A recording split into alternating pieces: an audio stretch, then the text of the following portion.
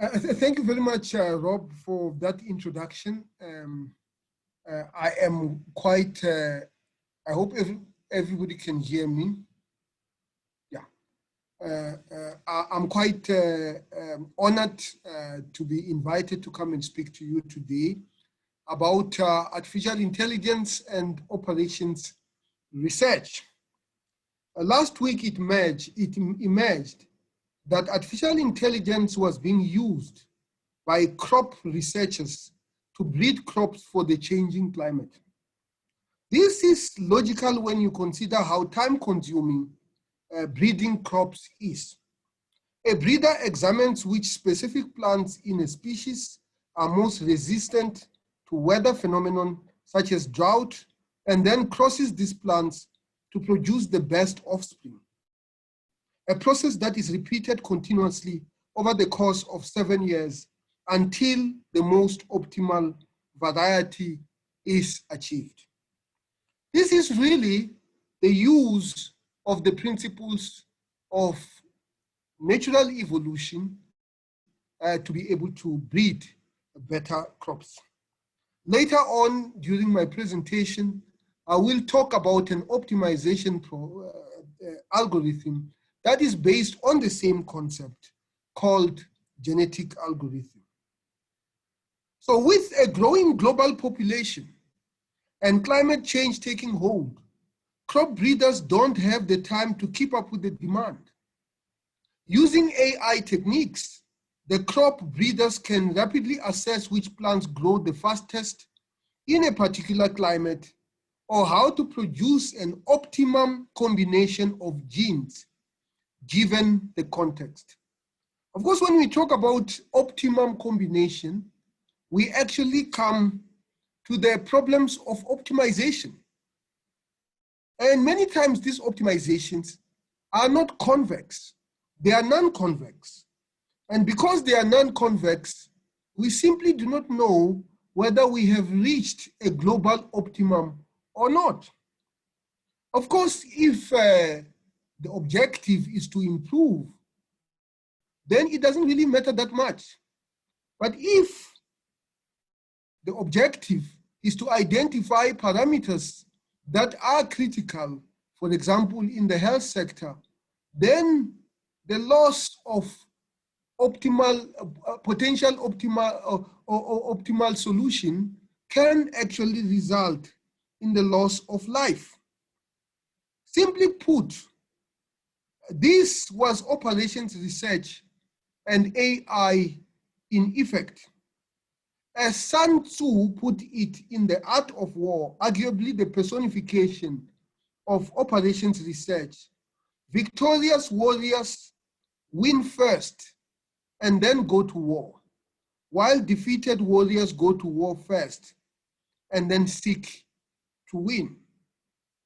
If we define operations research as a deep look into solving a problem by defining the objective and then using optimization algorithms to predict the best path, then it becomes increasingly apparent that this works hand in hand with AI. On the other hand, AI is a technology that makes machines intelligent. It actually falls within the general area of the fourth industrial revolution. Of course, we know about the first industrial revolution, which was about steam engines and the use of that in production. Then we came to the second industrial revolution, which was the introduction of electricity, and you can even put the introduction of gas in order to power our cars, and ultimately the introduction of mass production of goods and services in the assembly line. Obviously, the assembly line, when you optimize it, is not an easy optimization problem, because it is in effect a scheduling problem with variables that are not necessarily all continuous. Many of them are discrete. And when you start talking about discrete optimization, You come to the area of NP-hard problems that do not really have closed form solution. Then we came to the third industrial revolution, which was really about the electronic age. Now we live in the fourth industrial revolution, which is really the confluence of technologies in various areas. One of those areas is the cyber. I'm not using digital, I'm using cyber. Because now, with the advent of quantum computing, it is no longer necessary just to use ones and zero to compute. And the implications of that in the world of optimization is going to be quite substantial. Because computationally, with quantum computing, we will be able to explore the feasible space much more effectively in an optimization settings than when we were using digital computers. So within the cyber, you are going to have technologies such as AI, blockchain, Internet of Things, of course, quantum computing, and other technologies. Then, of course, there is the influence of the development in the physical spaces, 3D printing, robotics, new materials, such as graphene. And all this actually require optimization and can benefit quite greatly from the techniques emanating from operations research. And then obviously you have developments in the biological spheres. Gene editing, which is another example of an optimization problem. Biotechnology. So the confluence of these three big themes of technological development is actually what gives us the fourth industrial revolution. And the defining characteristic about this revolution is that machines are increasingly becoming intelligent. And they are becoming so intelligent that they are making decisions much more rationally and effectively than a human agent. And I think this is actually quite important. For example, the chess champion is not a human being, but is an AI machine ever since Deep Blue beat Garry Kasparov.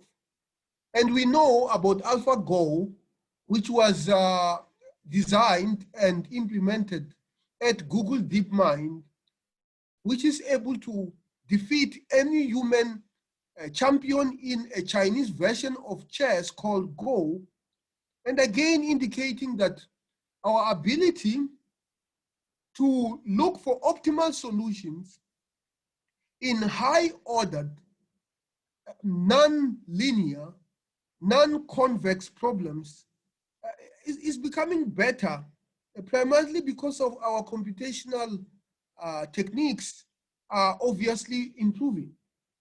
Of course, there are disadvantages of all this. If we are going to be able to search much more efficiently using AI and other technologies such as quantum computing, what does it mean for cybersecurity? Does it mean that we can be able to break the codes much easier than before? And if that is the case, then we will have to revamp our entire cybersecurity spaces. So AI is actually a technology that there are many types of AI. You have soft computing, you have computational intelligence, you have machine learning, and then within machine learning, you have what is called deep learning. And whenever you are using this array of technologies to analyze huge amounts of data, this is what we call big data. So how does AI work? Maybe just before I talk about machine learning, maybe let me just talk about soft computing. Soft computing becomes important if you do not have enough data to form probability distributions. Because if you have enough data, you can form probability distributions and your problem becomes easier to solve, even though it might not be a closed form solution, it can be a numerical solution, but it becomes easier to solve than if you cannot even form the probability distribution. And because of the shortages of data in some cases, researchers in artificial intelligence have come up with techniques such as fuzzy logic, multi-agent system, and mechanism design in order to be able to build soft computing infrastructure that is able to make machines intelligent. Of course, if I were just to go back, so artificial intelligence is basically a technology that makes machines intelligent. And these were the types of ways in which you can make machines intelligent. And the first one, you don't need too much data in order to do this. And this is the example of the article that appeared on the New Scientist in May 2007. It was a work that was done by me and my student, Evan Hewith, almost 15 years ago, where we used soft computing to train a machine to be able to play poker. And for those of you who know poker, you will know that the ability to bluff is a very important capability to have if you are to succeed in playing poker. So we were able to build this machine using fuzzy logic, multi-layer perceptron, neural networks, and multi-agent system to train it to play poker. And we observed that without actually training it, it is able to learn how to bluff on its own, which was actually quite an interesting thing. Of course, the application of this in applications such as fraud detection is actually quite substantial. If we move forward, here we have another technique called computational intelligence. Computational intelligence is a very controversial optimization method. And the reason why it is controversial is because you cannot be able to mathematically prove convergence. If you are able to prove convergence, then I'm sure many mathematically orientated people will accept this. And there are many types of computational intelligence. One of them is genetic algorithm that uses the principles of genetics through genetic programming in order to build optimization techniques that can work for both continuous and discrete variables. These are called global methods. And people speculate, and this is pure speculation, that these types of optimization methods are able to reach a global optimum solution much more effectively than the traditional methods, gradient-based methods, for example. Of course, this has not been proven mathematically. This is just based on empirical studies. Now, what is the root of computational intelligence? When I was going back to look at the root of computational intelligence, it actually was rooted in South Africa. More than 100 years ago, an Afrikaans poet by the name Eugene Marais, I think he came from the Waterberg area in the Limpopo province, used to watch these ant hills. And these ant hills, you can see the ants that build this hill. And this is my hand, by the way. And the reason why it is in my hand is because the part of South Africa where I come from, we like to eat these ants. But Eugene Marais was not interested in eating these ants. what he was interested in was to find out how these small ants would be able to build such a complicated structure. And what you see here in this complicated structure is actually the tip of the iceberg. Underneath the soil, there is even a much more richer and complicated tunnels, which are really the extension of this ant hill. So he found out that the way these ants work is actually through some mechanism that later would be developed into what is called ant colony optimization, which is actually used quite extensively in scheduling problems. So this is the area of computational intelligence. And to use computational intelligence, because primarily it's used for optimization, you don't really need huge amounts of data. And this is another example of computational intelligence. The swarming of birds is an optimization problem. So once you put seeds, all these birds, in a way, are able to identify a position where you have put the seeds. And obviously, this is really, and you can think of that position as an optimum position. And again, there is something called particle swarm optimization that is primarily based on this and is used quite extensively, certainly in the engineering areas. Then obviously, I've talked about genetic algorithm, and you can use it in copying images. Again, here you use the principles of genetic algorithm, genetics, crossover, mutation, and reproduction of a population of possible design variables. And through iterations from one generation to another, you ultimately converge to an optimal solution.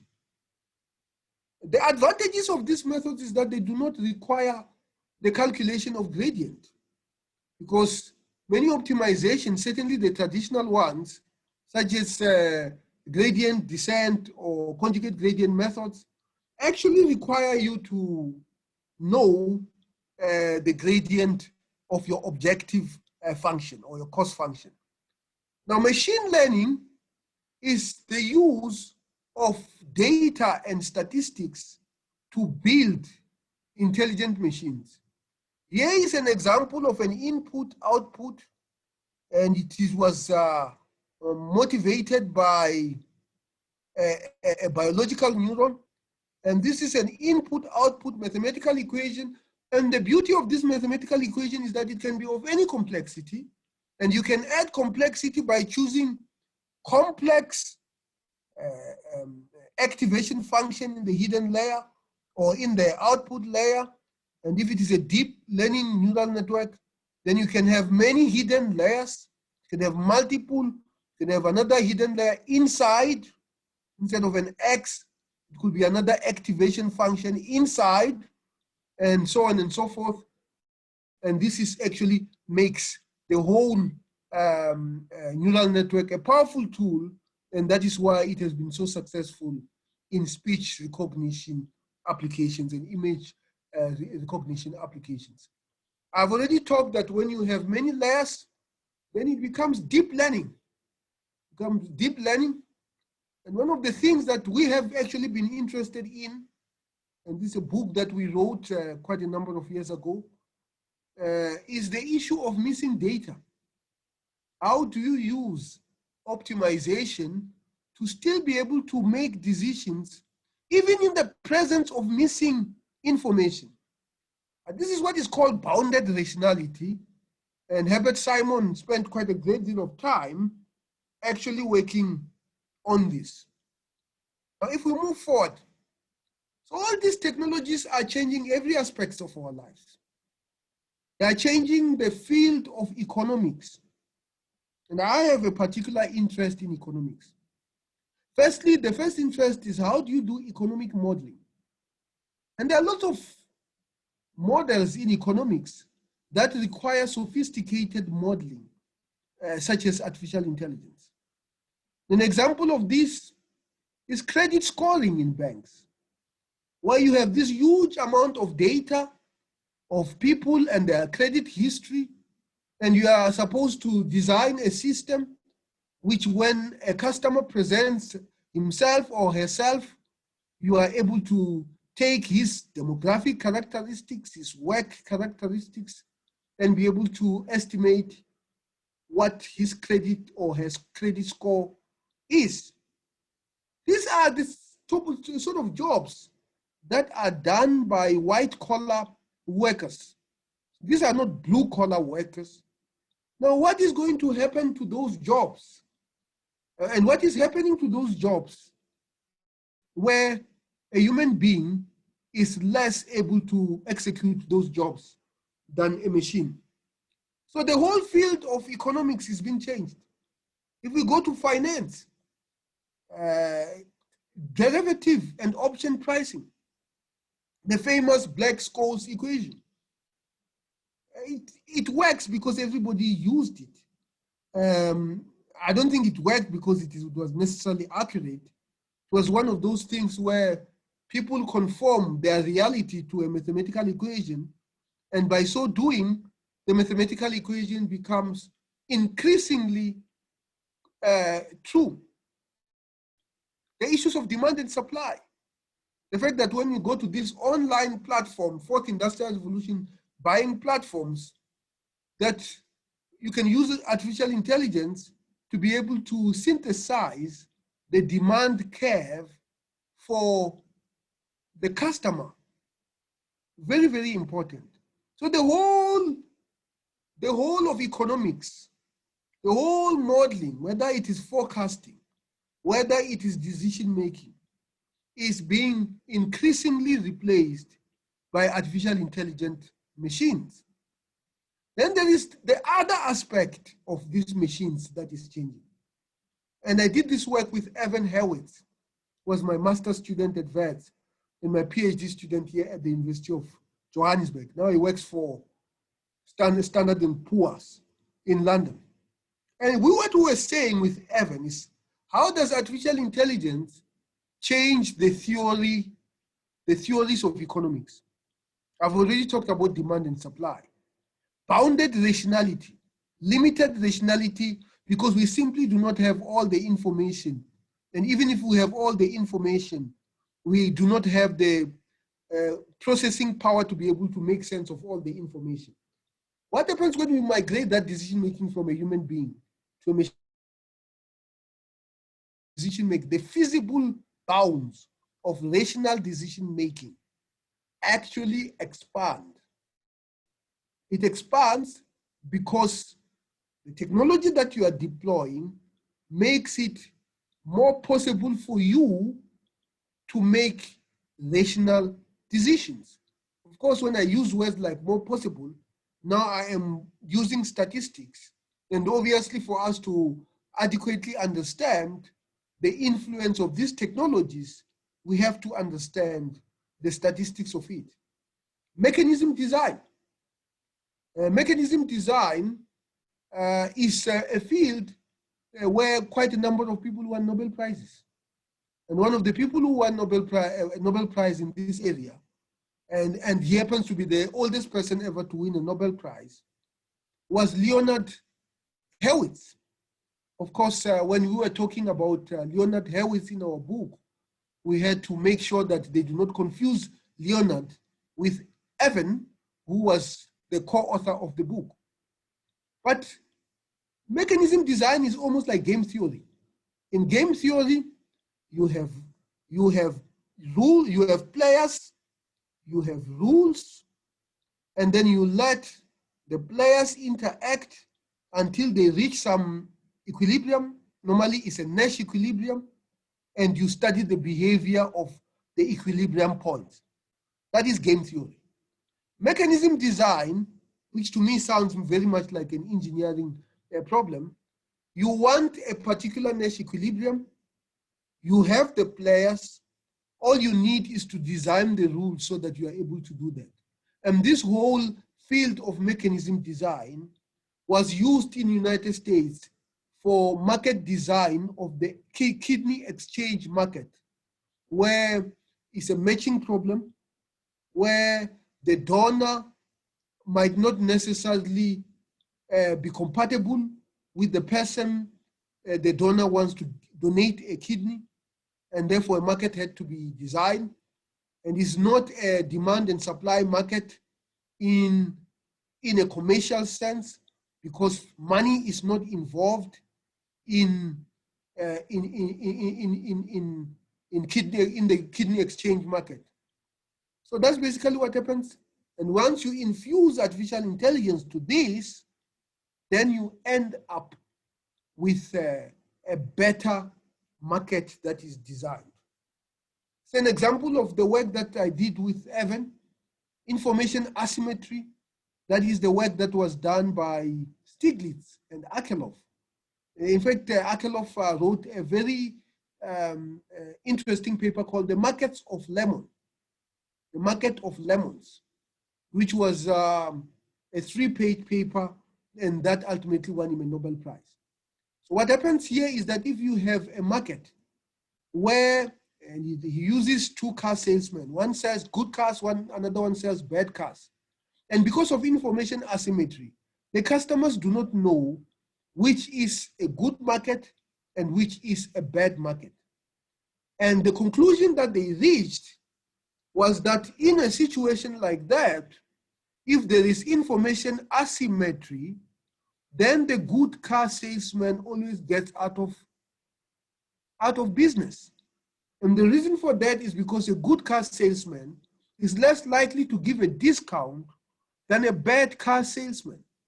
Now, what Evan and I were doing was to say, how about if that market is fully automated, and instead of people participating in that market, how about if it is an artificial intelligence algorithm? And this is an example of our conclusion that is now quite taught widely in the United States. And this is an example of a course, Info 2040, at Cornell University, where they were using our conclusion that artificial intelligence actually makes the markets of lemons become the markets of oranges. In other words, it improves the efficiency of the market, and it improves the level of information that are available for the principal decision makers in the market, whether it is the customer or the supplier. Market efficiency is another example. When we talk about market efficiency, we are talking about optimum markets. Markets are efficient if they are optimal. If they are not optimal, they are not efficient. And there is a theory that was proposed by Farmer. Farmer did win a Nobel Prize quite a number of years ago, where he introduced the efficient market hypothesis. And the efficient market hypothesis is simply not true, because markets are never optimized. If markets are optimized, then you will not be able to make any form of money in the markets unless because everybody has all the information. But markets are not efficient. And there is a whole field in psychology called behavioral psychology that has been applied to economics, where they have concluded that simply because you have too many people in the markets can never be efficient. But now, with the increasing automation of the markets and the increasing participation of the artificial intelligence traders in the market or players in the market, what happens to the theory of efficient market hypothesis? And my conclusion is that it makes markets more efficient. There's another example of the work that we did, HIV and insurance. And normally, when we started doing this work, it was because I had gone to apply for the life insurance so that I could register my car, my house that I just bought. And then they asked me to go and take an HIV test. That was not a problem, which I did. But I was worried that couldn't we build a model that will be able to at least answer that question without necessarily telling the potential customer to go and take an HIV test. And here we use antenatal data, which is biased. The antenatal data is biased in two fronts. Firstly, it is a public data, which means this is a data that was collected from pregnant women who go to public hospitals. Secondly, it completely excludes men because it's antenatal data. Yeah, but there are ways around it. And then we created this system which you give demographic characteristics, and it is able to predict the risk of HIV. And of course, the big issue with data is that the customers will probably not give you all the information that you need. And sometimes missing information is not a big problem. What is even bigger is wrong information that you have been given. Again, this is actually quite some of the work. Then another issue that is very important is decision making. I've already talked about bounded rationality. I think when we make decisions, we use two approaches. I might be wrong. If we are even attempting to make rational decisions, we ought to use two approaches. The first approach is to understand the correlation relationships between variables that are important in our decision making. The second strategy for us to use is to try to infer some causal relationships. Causal relationships are very difficult to infer, but the correlations are quite easy. But correlations are useful in decision making so far as they are an approximation of a causal relationship. Of course, artificial intelligence is able to help us build better correlation models involving multiple variables, sometimes tens of thousands of variables. And secondly, artificial intelligence is able to help us formulate causal relationships. This is another example of the work that we did. Now it is more in the political science space. I did this with Monica Lagatio. Monica is from the part of Europe in Italy called Lecce. And what we were asking ourselves here is that could we be able to train an AI system so that it can be able to look at various variables and be able to infer whether two countries will go to war or not. Of course, we realized that it could actually be able to do that. We were using measurable variables such as do they share a border? If they do, it's a 1. If they don't, it's a 0. Distances between their capital, differences in their military expenditure, amount of trade between the two countries involved, amount of standing treaties between the two countries. Do the two countries involve superpowers? All these were, they call it Kentian, from Kent, variables and realistic variables. And Kentian variables will include things like the level of democracies in those two countries, which is not exactly measurable, but you can force it into a measurable variable. And yes, we came to the conclusion that AI is able to predict interstate conflict. In medicine, for example, this is an example of the use of AI to make a prediction as to whether a patient has epilepsy or not. Can even predict whether this patient will have epilepsy in the next hour or so. And we found that this is actually much more reliable than human doctors. It's another example of the work that we did. I did this work with my PhD student, Megan Russell. We actually have a US patent on this. Somebody lost their voice. And we have this device that you put into the mouth, and based on the touching of your mouth with the palate, a signal is generated, and then that signal is interpreted to what you were about to say, and then a voice synthesizer can be able to generate.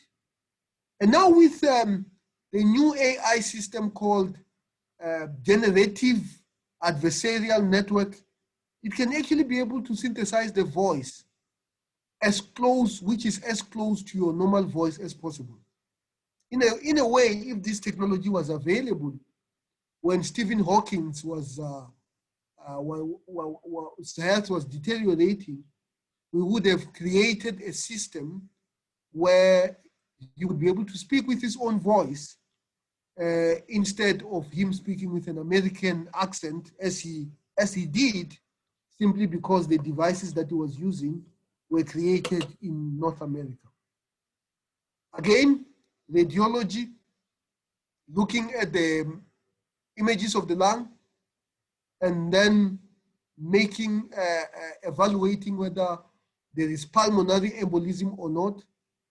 And these whole developments are actually putting a big risk to a whole discipline called radiology, because human radiologists are simply not as good as machine radiologists.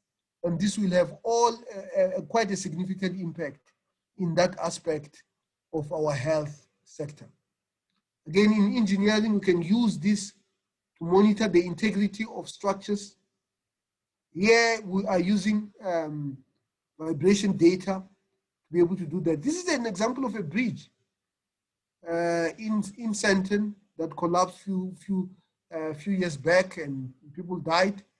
And if we were to deploy this, if we had deployed these technologies, we would have known before it collapsed and close the road and save the lives of people. Again, in engineering, I spend a lot of time as an engineer. We can be able to use AI to improve models. And here, this is what is called finite element models. And normally, they don't even reflect what you measure.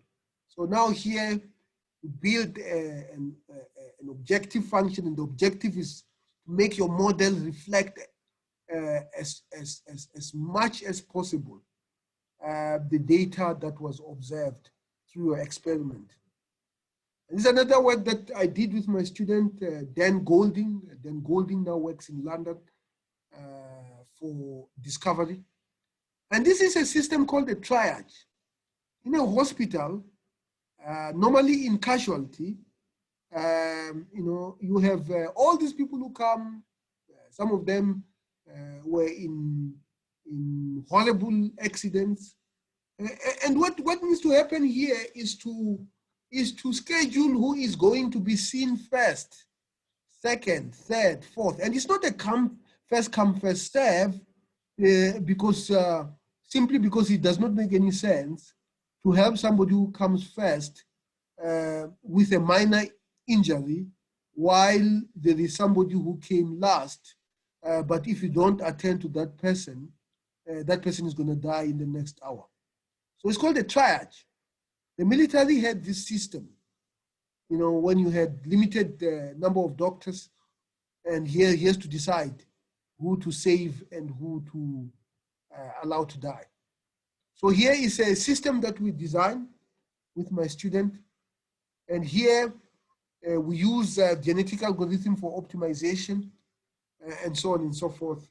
And after that, it schedules who should be held first and so on and so forth. So thank you very much for listening, and I will give back to Rob. Thanks very much, Prof. Mawala. I think I'm in a little bit of shock, if I'm being honest. I think seeing the full breadth of everything that you've covered in one talk and trying to sort of piece it all together, I think you've solved the ultimate optimization problem, which is maximizing how much Prof. Mawala can do in the time that he has on planet Earth. It's actually super impressive. I think I need to start implementing some better scheduling on my daily activities because, yeah, I struggle to catch up. We've got a couple of questions coming in, but I think I'll start things off on my side if that's all right with you. I kind of have a bit of a cliche question, if I can pose it as that, which is that you know, the sort of end game of the fourth industrial revolution is this digitization of human activities, right? And you mentioned this in your talk. You know, the best chess player is Deep Blue, the best Go player is AlphaGo. You know, even in your own research, you know, you're able to outperform doctors in terms of certain diagnoses or assessments of telemetry data for cancer, for epilepsy, for different things, you know. And so as we advance the technology and the sort of implementation components of these industrial revolution aspects, what's the end game? What role does humanity play going forwards? Because everything at the moment is sort of geared towards our needs, you know, like, oh, help diagnose me so I can live longer. But what roles do you see people having that are significant going forwards as sort of machines start to take more and more of what you call the white collar roles away from people? No, Rob, I think the role of human beings is to do human things that cannot be done by machines. For example, if you are the doctor, if you have a patient and the patient actually, there were some tests that were done and the outcome is not looking good, you would agree with me that it will be better for that patient to be informed by a human being than by a robot. And that is why a human, in a situation like that, we don't even, in fact, it's not even allowed for the doctor to communicate to the patient via the phone. They will bring the patient to the phone. So I think you do have jobs that actually require human intervention, and those are the jobs that we'll have to concentrate on. But your question, Rob, is that will that be enough to be able to plug the gap that is going to be left by the migration of jobs from human beings to machines? And I think that is the big question. And if it is not going to be enough, what do we do about it? Some of the things that I hear, I had Elon Musk saying, no, we need to introduce universal basic income.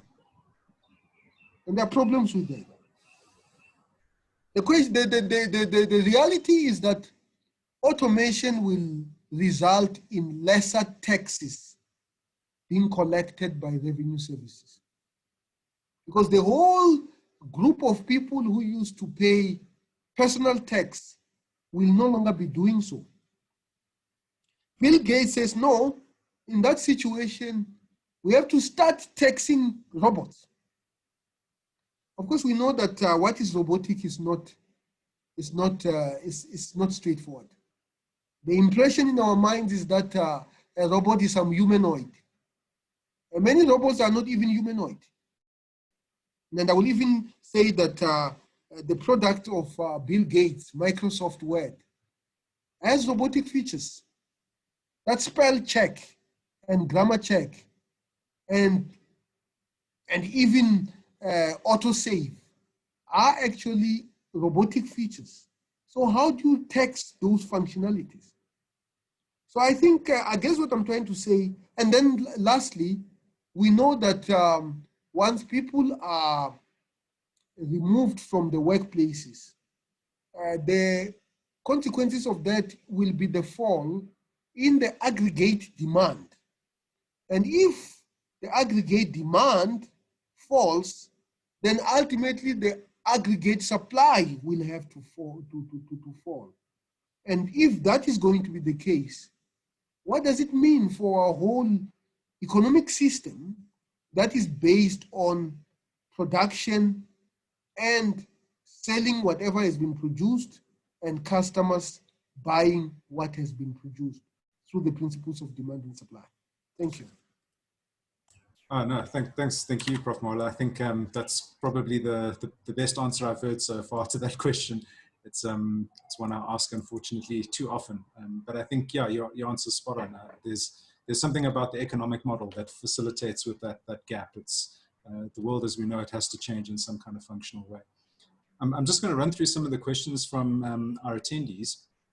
So we got a question that said from someone anonymous. They said, I'm doing a research on predicting corporate distress, and I wish to move away from traditional statistical methods. Would AI neural networks apply with less data, like 1,000 time series observations, since you said that AI works predominantly with large data? No, absolutely. In fact, I've actually seen quite a great deal of work on the prediction of the use of AI for the prediction of distress. And unfortunately, in South Africa, we do not have many studies that have been done on that. And the work that I have seen being done in South Africa, people were not even using South African work. And part of the reason is because in South Africa, we are not very good at collecting data and consolidating it into a single database. I mean, the Americans are very good at it. I mean, you will have credit scoring data, huge amounts available for free on the internet. Obviously, normally if it is for free, it would be dated a little bit. It would not be at the present moment because for commercial purposes. So these studies have been done. My advice is that availability of the data is probably the most important factor that you have to watch. I think the algorithms are fine. Google gives free algorithms through their TensorFlow, so you can use all sorts of algorithms that you will be able to get for free in TensorFlow and others. When I was talking to Microsoft, they said they also give for free AI algorithms. So I think on the algorithmic side, you are more or less covered. You just need to understand how they work. You need to understand the mathematics behind them so that you will be able to make sense of the answers that you get. But what you need to pay attention to is the collection and the consolidation of data. Thanks, Prof. And then a question from David Clark. He said, thanks for a great presentation, Prof. Moala. As Vice Chancellor, what role do you see OR and AI playing in the future of academic education, particularly within a South Africa and African context? Well, I think there are many areas in which we can be able to see this. One area where we have actually been working on is that can we be able to take the performance database of our students and build an AI model that will look at the characteristics of a student and be able to predict their ability to succeed. And we can be able to use such an algorithm to be able to deploy tutors and so on and so forth, so that we can move away from the system of one system fits all to much more individualized system. Then there are other areas where we are using AI. Before the COVID, when you come to UJ, you were using fingerprint to get into the campus. Obviously, we stopped using fingerprint because people were saying that now we have to put our finger, and this is not healthy, and we'll be in trouble. So now we are migrating to face recognition, which you don't have to touch anything. Again, it is AI. So there are many areas that I think AI can be used. And here at the University of Johannesburg, for example, we have decided that much of our energy, in fact, in 2 years' time, much of our 20% of our energy will be coming from solar. Currently, we are at 13%. Most of our parking lots, if you come to our campus, you will realize that on top is actually not just a roof, it is actually a roof made of solar panels. And that whole, and we actually don't play around with it, that whole utilization of when do we use the electricity, when do we use solar, that whole optimization is actually OR and AI in action. Thank you. Awesome. And then I've got a question from Kit Searle. He said, how important do you think a convergence to optimality proof is for new meta heuristics? The only algorithm that I know of is one for simulated annealing. What's your take on this? Look, a simulated annealing was the first algorithm to solve the traveling salesman problem.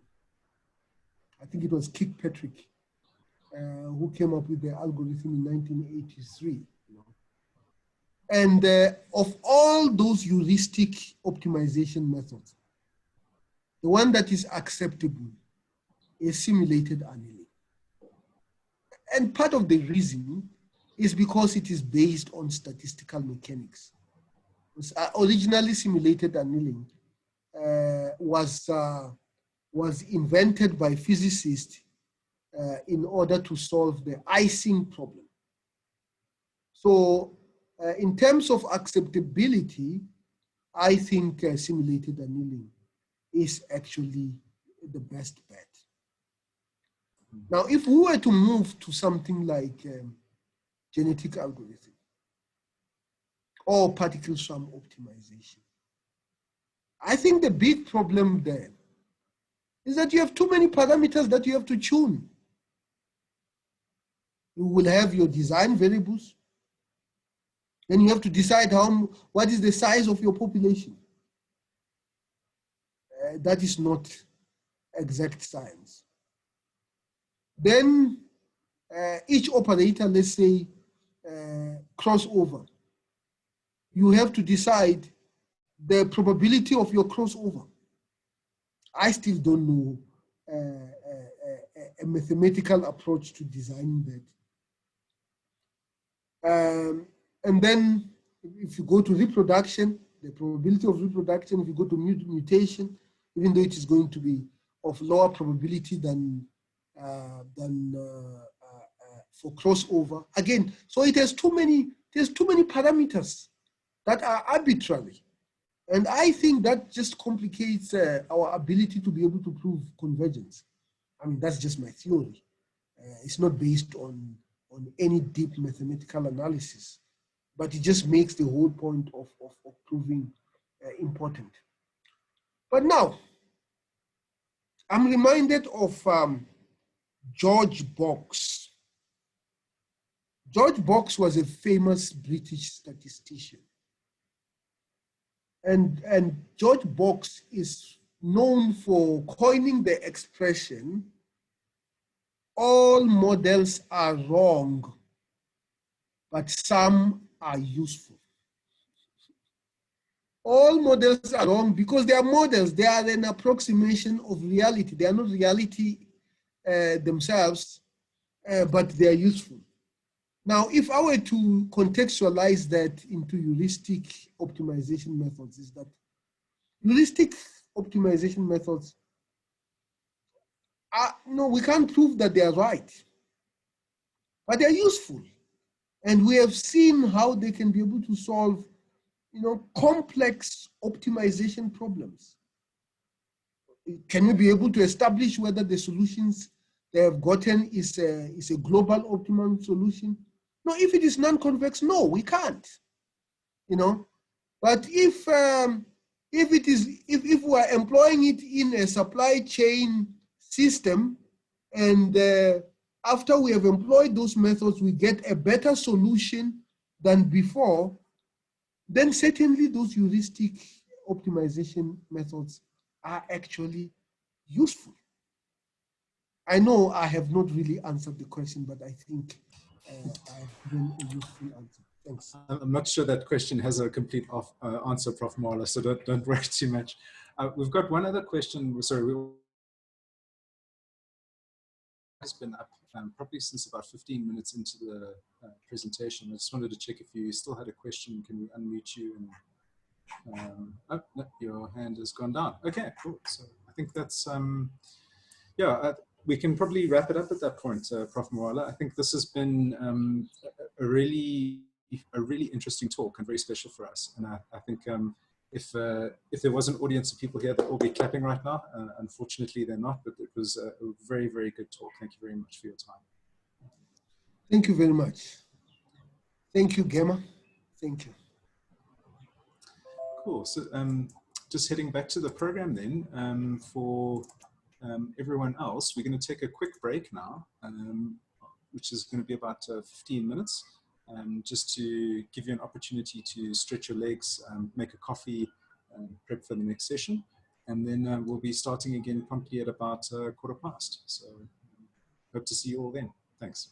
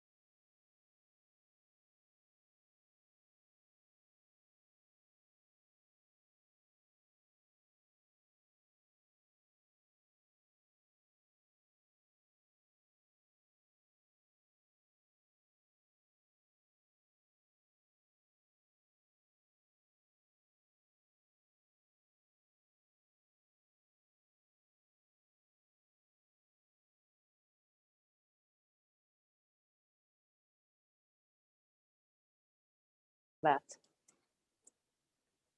Right, just getting myself aligned. Okay, I'm good to go. Right, good evening, everyone, and thank you so much for attending the final night of the 2020 ORSSA Conference. As many of you know and remember, last year saw the 50th anniversary of our society, and the conference, which was held in Cape Town, provided an incredible opportunity for us to reminisce about the past. And of course, thanks to Henny, Jan, and everybody else who contributed, we also now have an extensive written record of those years too. This means that the natural conclusion with regards to a topic of an address for this year's conference would be to share my thoughts on the next 50 years. But I'm not going to even try and do what feels like impossible. Definitely not going to try that today. I very much miss meeting on Wednesday mornings for the Joburg chapter meetup and spending Saturdays building Lego with my nephew and niece. But now I've also had the opportunity to join the Pretoria and Cape Town meetups during my workday lunch and have drinks and gossip with my friends in the States and in Europe. Amid all of this uncertainty, we are seeing a radical change in the concept of community. For the ORSSA community, we've seen our local events and lean analytic meetups expand well beyond the individual chapters to not only include full membership base, but also beyond our national borders. I'd like to thank the chapter chairs and the executive committee members for the incredible job of organizing these events. The International Federation of Operational Research Societies also launched the IFORS Global Webinar Series. The aim was, through the exchange of ideas and sharing our successes and challenges, to see a strengthening of research activities, as well as fostering potential collaboration. But as the digital platforms integrated into our daily lives, rather than feeling less connected, I've realized I definitely feel more connected than I did at the start of the year. Paradoxically, I think the virus has brought us closer together. I have no doubt that we'll be seeing great things from all these collaborations in the very, very near future.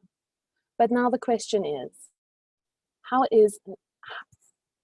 what does it mean to be an active member of our community? And this is where I would like to introduce DataKind, as we are setting up a wonderful new collaboration with them that I'm very, very excited about. So DataKind is a global nonprofit that harnesses the power of data science and AI in the service of humanity. They've been named one of Fast Company's top 10 innovative platforms, nonprofits. DataKind helps mission-driven organizations unlock their data science potential and ethically as well as responsibly. They're a team that is visionary, high-impact organizations with talented pro bono data scientists to collaboratively design innovative solutions to tough social challenges.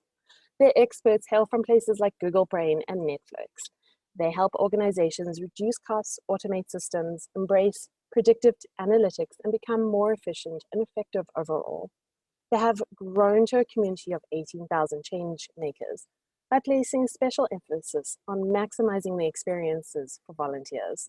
They ensure their workplaces, they work on impactful projects, have the resources they need available, and an inclusive and supportive environment in which to work.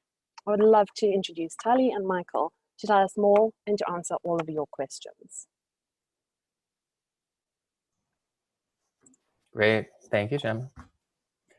Hey everybody, let me share my screen first so that we can make sure we've got tech under control for a second. Share, yeah. Screens, good. Excellent. Okay, hi everybody. Thank you so much for having us. My name is Michael Dowd. I'm a senior data scientist at DataKind. I've been with DataKind for about 5 years. I still do data science work. I also partner with nonprofits and mission-driven organizations to figure out how our work could support their work. So essentially how we can use data science to support whatever incredible, amazing things they're doing to try to make the world a better place. And then I also work with our volunteer teams. So I recruit teams, I staff teams, I'm a cheerleader and a supporter. I'll maybe set up an AWS for you or just, tell you you're doing a great job. I work very closely with Mitali, who I'm going to let introduce herself now. Thank you, Michael. Thank you, Gemma, for that introduction. So hi, everyone. Really nice to meet you. My name is Mitali, but everyone calls me Tali. I work with Michael very closely. I'm actually responsible at DataKind for our portfolio of work to strengthen frontline health systems. So like Michael, I actually sit on our product team, and I work very, very closely with our partner organizations, those amazing nonprofits that we support, and with our volunteers, who are even more amazing for the work that they do. Yeah, and basically what I tend to do is I support the entire sort of process, all the way from scoping projects with our partners to recruiting volunteers to staff those projects, onboarding everyone, and then really supporting also all the way through execution and to wrap up projects. Over to you, Michael. Great. Thanks, Holly. Yeah, so today we're excited to share a bit about who we are, what DataKind does, how you might get involved. In the process, we'll highlight a few projects we've worked on, and then Tali will discuss a little bit more about the direction we're going after our many years of doing sort of single projects. Now we're trying to do cohorts now. And then end with highlighting a project and an organization that we're interested to introduce you all to, because maybe you might be interested in helping out. So hop into it. Gemma got some of this already, but I'll do it again. So launched in 2012, DataKind is a global nonprofit that harnesses the power of data science and AI in the service of humanity. We attempt to weave together data science and amazing organizations by building teams that can help bring transformative change for the good of many. We do this by helping identify data scienceable problems, staffing teams of expert volunteers, and ensuring the solution is sustainable, impactful before handing off back to those organizations. A central tenet of our work is, of course, to build with, not just for, our partners and people. We recognize the expertise that comes from being, down in the trenches with the work. And so, yeah, let me just share a few examples of projects we've done in the past 8 years now. So the first one deals with a little bit of data deserts. So we can talk a little bit about that. Data deserts arise where populations or communities do not have information regularly collected about them.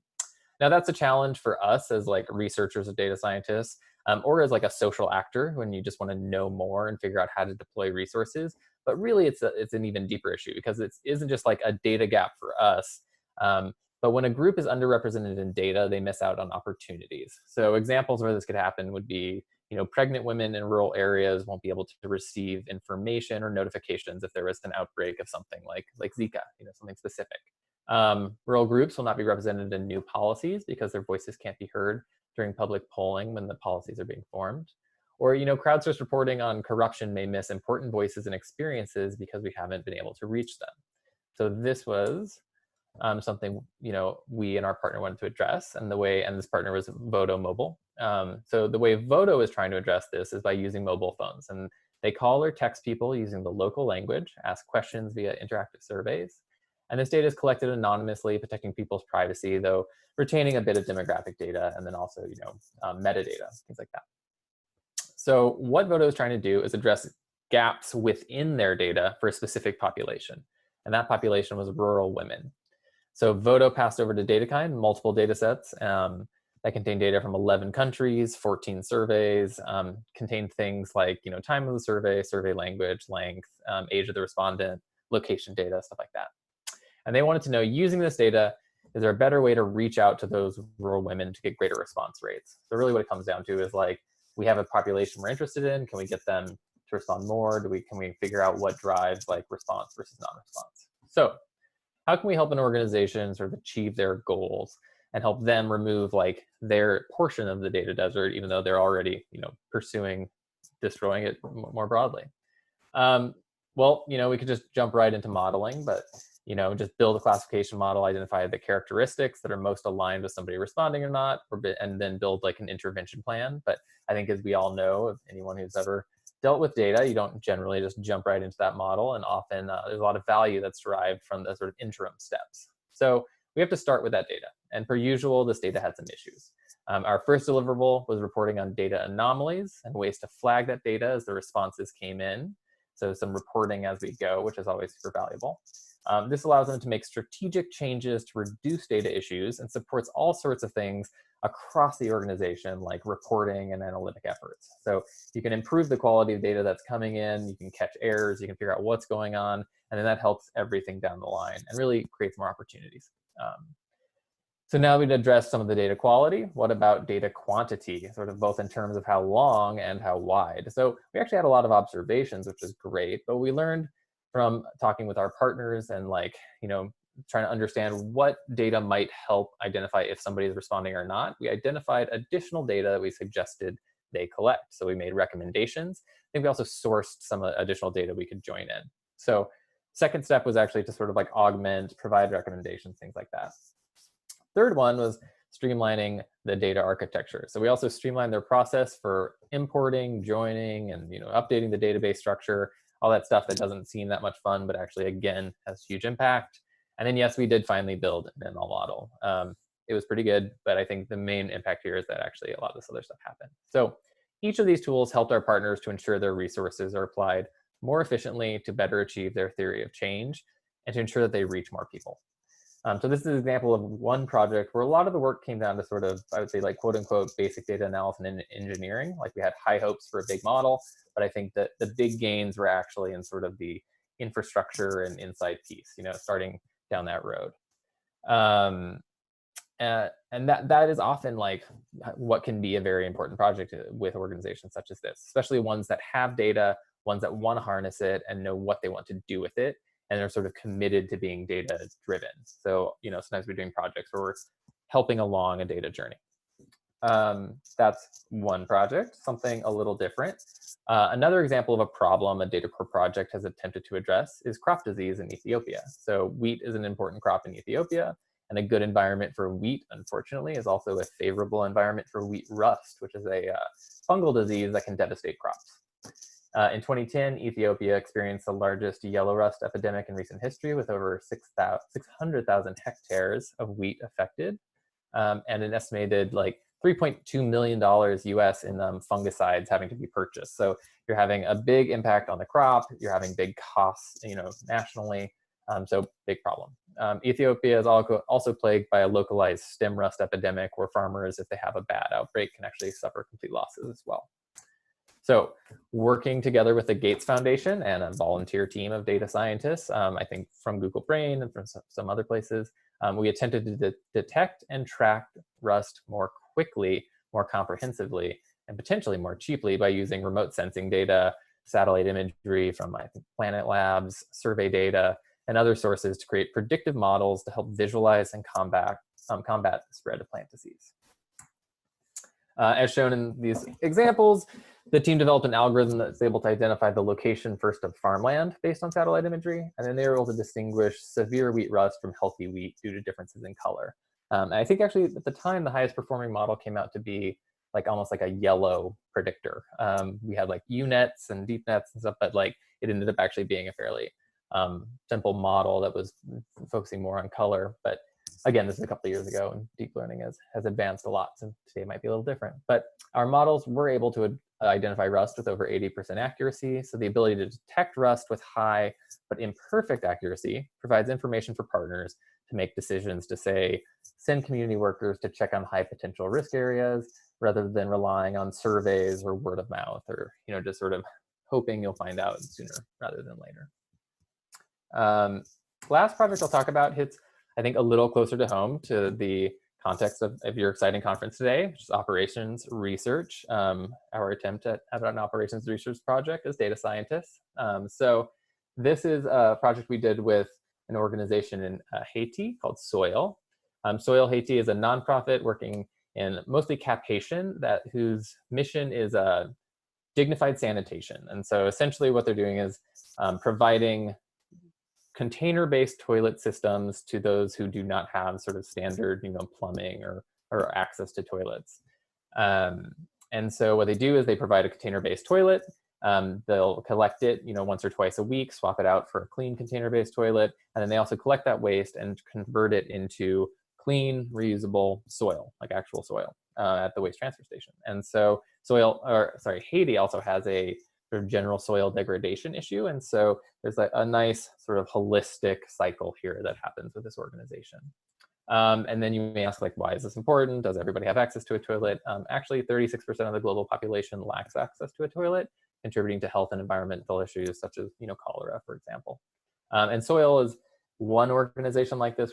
We've also worked with another organization called Sanergy, which is based in Nairobi. So for Soil's biggest challenge was sort of transportation and logistics, as well as like the costs associated there, and then the lack of easy and affordable optimization tools. So they knew there were tools and methods out there to optimize routing. They'd seen the FedEx and the UPS, and they were like, I know there's something there. But they didn't have the internal capacity to harness them or use them, or be able to pay for sort of what was out there at the time. So instead, they were manually creating routes, assigning customers to their collectors, but and just doing all of that manually, not very often. It's sort of as they needed to, ad hoc. But they were very close. They had a few technical people on staff. They were collecting and using data, and they were ready for a tool that could convert an onerous manual task into an automated process that would require much less time to manage. So we partnered with them to build a routing optimization solution for their needs.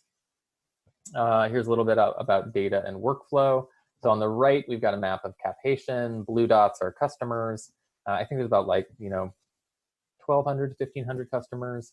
They also have facilities. I've just got one facility shown there. So that's where vehicles would start and leave from. They have vehicles and collectors, and they have actually different types. They've got these 3-wheelers on the top. They've got these sort of cart/wheelbarrows on the bottom.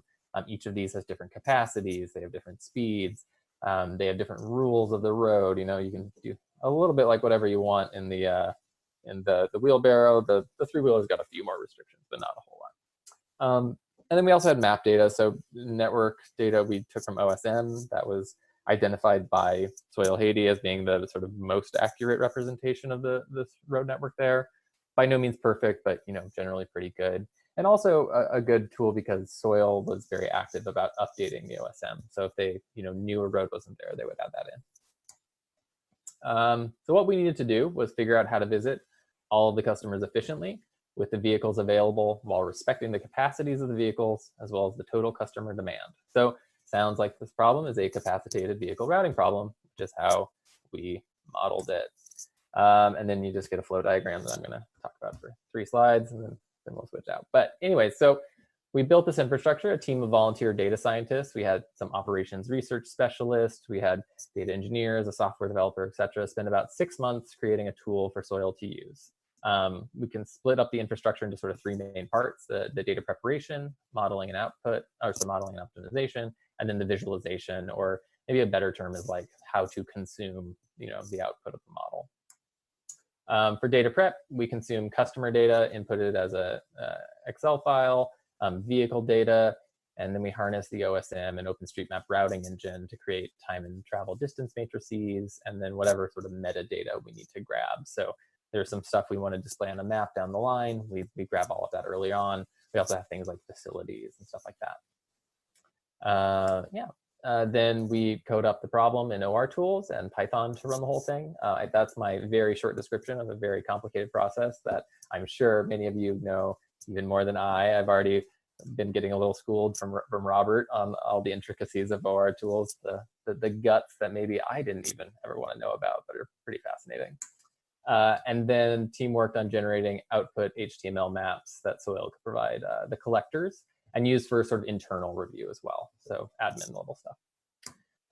And this is what it ended up sort of looking like. So we provided them master level maps or admin level maps. So this is like all of their zones. So each color is a different zone. And then the different routes that make up that zone. So Aviación is this one up here, I believe, in yellow. And so that would have had 10 different trips to complete the routes. Others are much smaller, like Debut was only 1 or 2 vehicles. And then we also provided sort of zone-specific level maps. And so here you can see part of Aviación.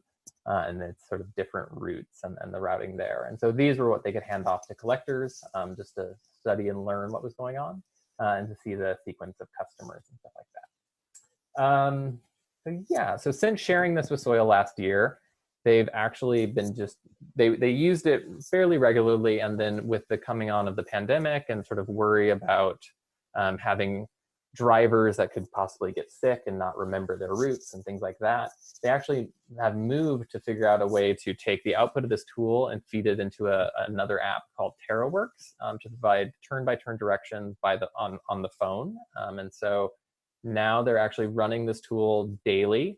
So just in case there's changes or updates to their customer base, and then shipping the output into TerraWorks, which then provides the collectors turn-by-turn directions. I've been recently helping them just do a minor update on the code base, just given after having used it for a year, they had some comments, and so we're addressing that. But very excited about this work, and this may serve as a starting point for the project we talk about later.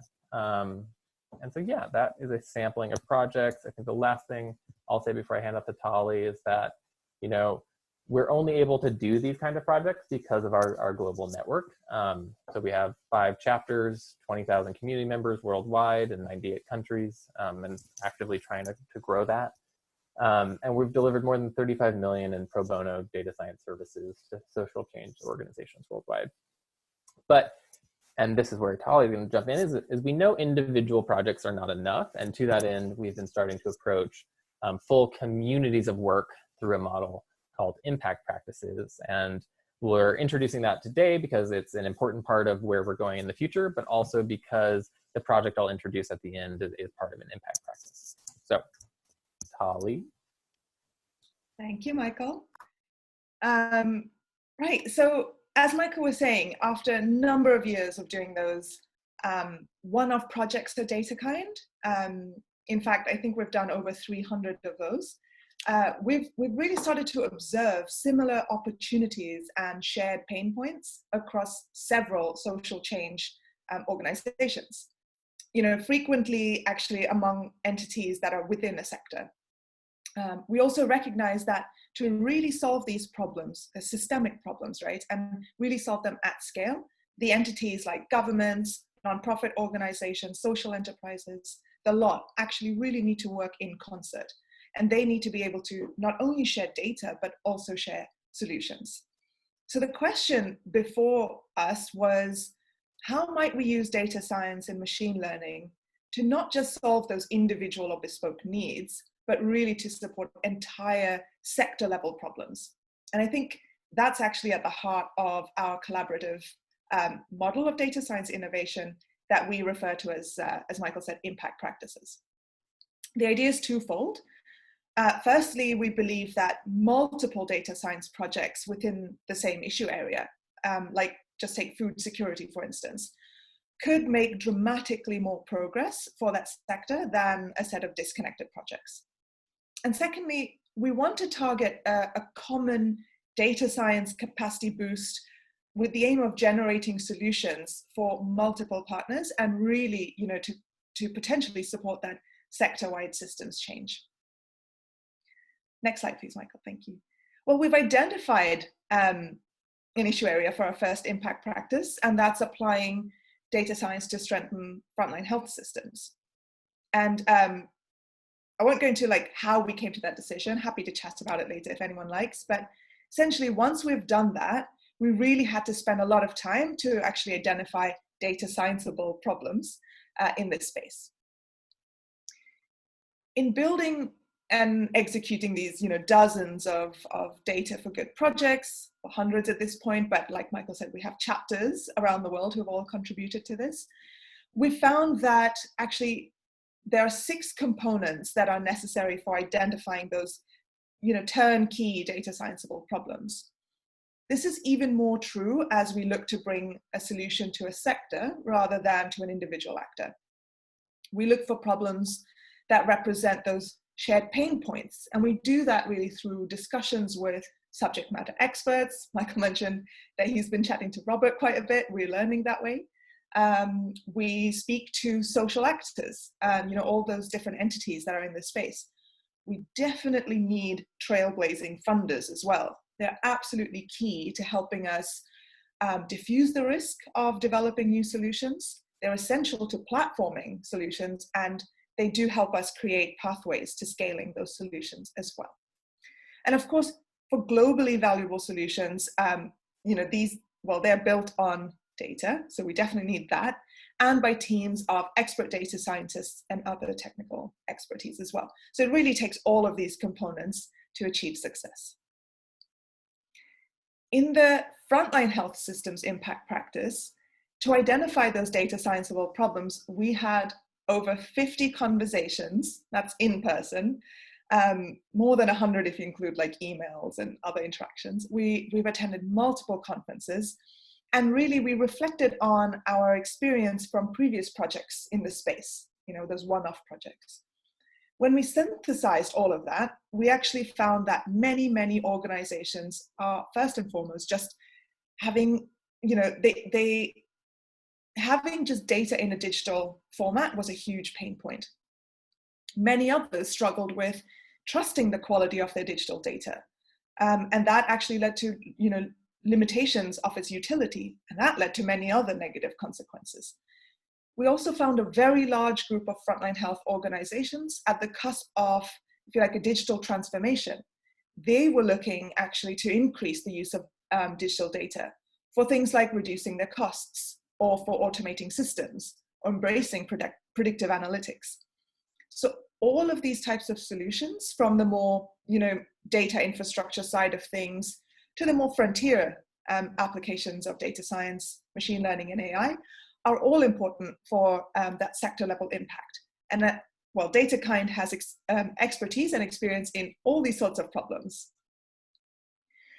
So looking ahead, that's actually what we're up to at DataKind. We have a range of projects within our portfolio that focuses on things like scaling data, automated data quality assessments on frontline health data.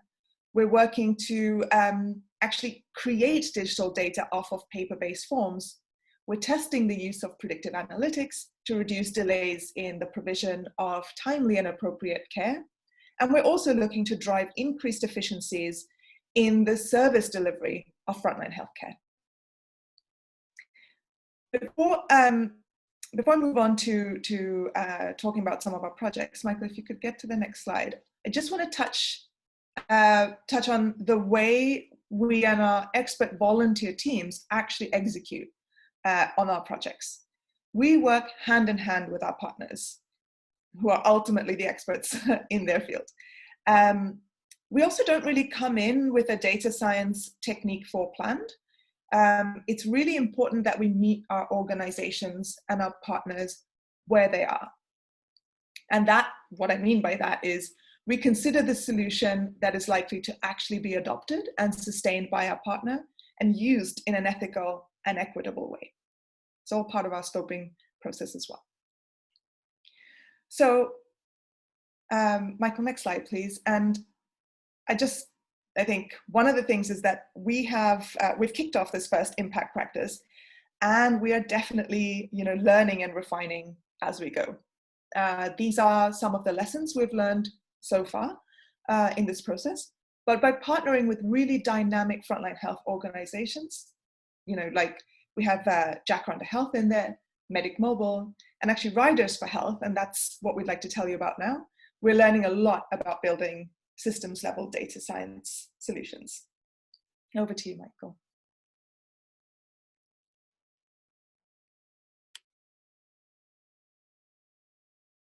Thanks, Dolly. Sorry, I lost my control. Great. All right. So I know we're getting close on time. I'm gonna take this risk. We're gonna try to share a video. So next, the upcoming project is actually with Riders for Health, and you might, if you know about them, you might have seen some of their branding and in the previous slide Tali was showing. But they are an exciting organization. Tali, do you know where the link went? Oh, it doesn't matter. I got it.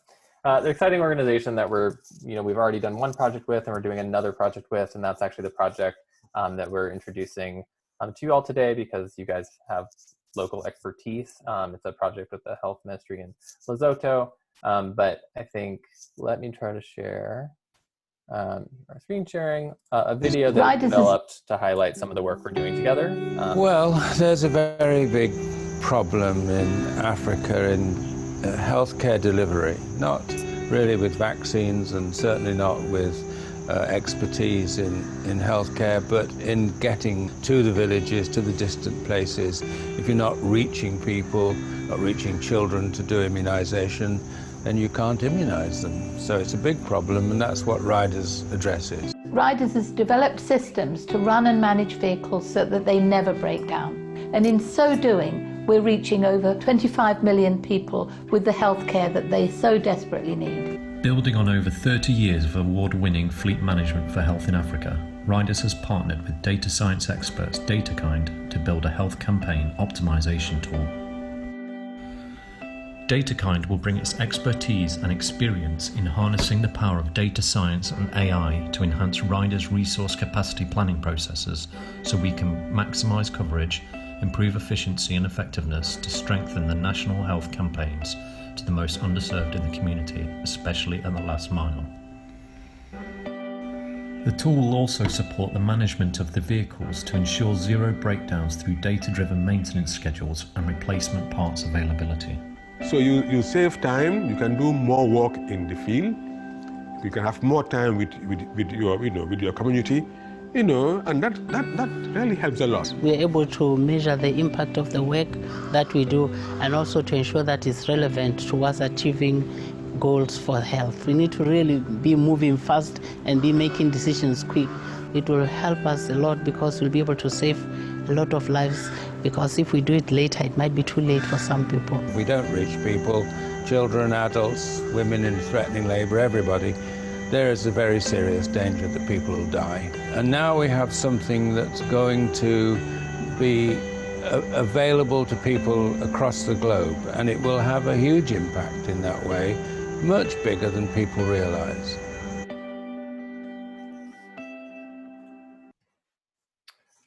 Cool. Present. So just our last slide. This work we're doing with Riders encompasses a number of projects. The first one we're actually launching now is an optimization project for Lesotho. So optimizing around sample transport collection, which I think right now is dealing mostly with actually COVID, but is also for TB or HIV. And so they've got a number of different clinics, like almost 300 clinics. They've got 20 different labs, 45 riders. They need to figure out the most efficient way to collect all that stuff and get it to where it needs to go. It's fairly similar to the soil project. We may or may not use some of that code base moving forward. I think we're interested in using whatever is best and most effective for riders. And we're looking for volunteers to help out with that. And so excited for the possibility to partner with this amazing group and see if, help us help them. And so I think that's it for me. We can move to questions. I know we're probably gone a little late. I will flag though that we have a application link here. And then I assume David and Robert and Gemma will probably, if they haven't already, share it out in a way that you can click on it versus write it down. Yeah.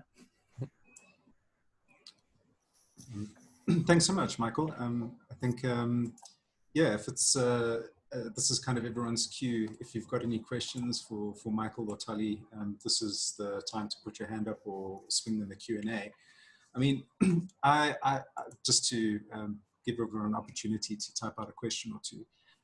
I really love organizations that have these, what I would describe as an audacious goal, saying, it sort of rolls off your tongue so easily, but saying you're going to harness AI and data in the service of humanity, that is not a small thing, and it's not a small feat to attempt, right? That's like a really big goal. And then when you kind of look at the intricacies of your organization and the number of volunteers that you have and the global footprint and the way that you guys are so impact focused. I mean, do you feel the weight of this working in the organization, as Michael and as Tali, who are kind of tasked with running these projects and, helping people in Lesotho, does it feel heavy or does it feel like, oh, no, this is, you guys have got this? Oh no, I would say it feels heavy. Maybe I'll let Holly wax on it more, but I would say it definitely feels heavy. It definitely feels heavy when you're even farther away from it, and I think that's why we try to find ways to get closer to it.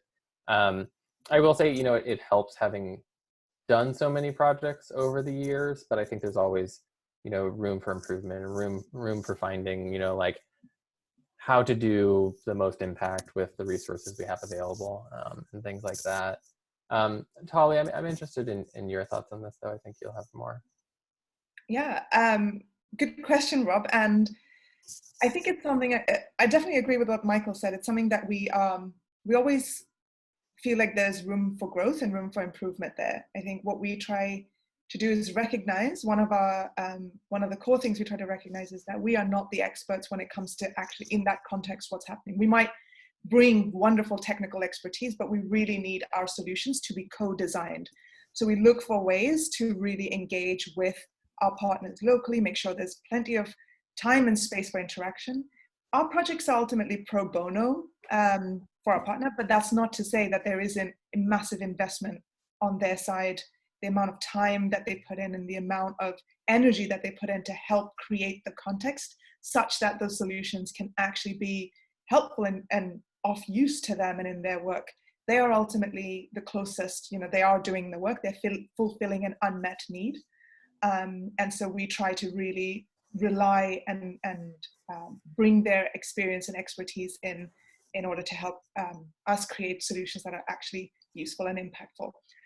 On the other hand, we have to get better at somehow quantifying that as well, so that in the next presentation 1 year down, we're better able to communicate, well, what has been the impact from various perspectives, from an operations perspective, but really also for the people who are served better as a result of these tools and solutions. So we're definitely working on that as well. So I think then just to sort of pose a question then, if people are interested in getting more information about DataKind, if they're keen to get involved. I know we've got a lot of students. There's something awesome about I think it's Gen Z. What are the new kids on the block called? Something like that. They have a massive bias towards wanting to do good in the world, which I'm not against. And I'm not saying that's not me either. But it's often why, the new generation of people entering the workplace, they want to make sure that they're adding value to society, as opposed to the boomers, which was, all about making economic gains for oneself. So how do people get in touch with you? What does the kind of process look like? What would a typical engagement with you look like? Just so that, our members can sort of get a sense if they're interested in following up with you. Just a heads up to everyone, there is a Discord channel. So when we kind of get to the end of this Q&A session, if you want to ask Michael or Tali anything, the joy of the internet means they don't have to be here. They can stay in the US and they can answer your questions remotely. So yeah, if you guys want to just give us some info on that quick. Yeah, I'll take sort of what the engagement looks like, and then I'll probably kick to Tali about how to engage with this specific one. So data core projects are generally about 4 to 6 month long engagements. I would say this one is probably, for safety, let's say about 6. We generally staff about, again, 4 to 6 people on a project. Usually we have a sort of a team leader, somebody we call a data ambassador. So that you could think of that as somebody that is perhaps a bit more senior, has deep technical experience, but also has relationship management experience, things like that. We generally also staff a project manager. So if anybody's worked with a project manager, it can be very, very helpful, especially for technical folks that don't want to pay attention to a lot of that.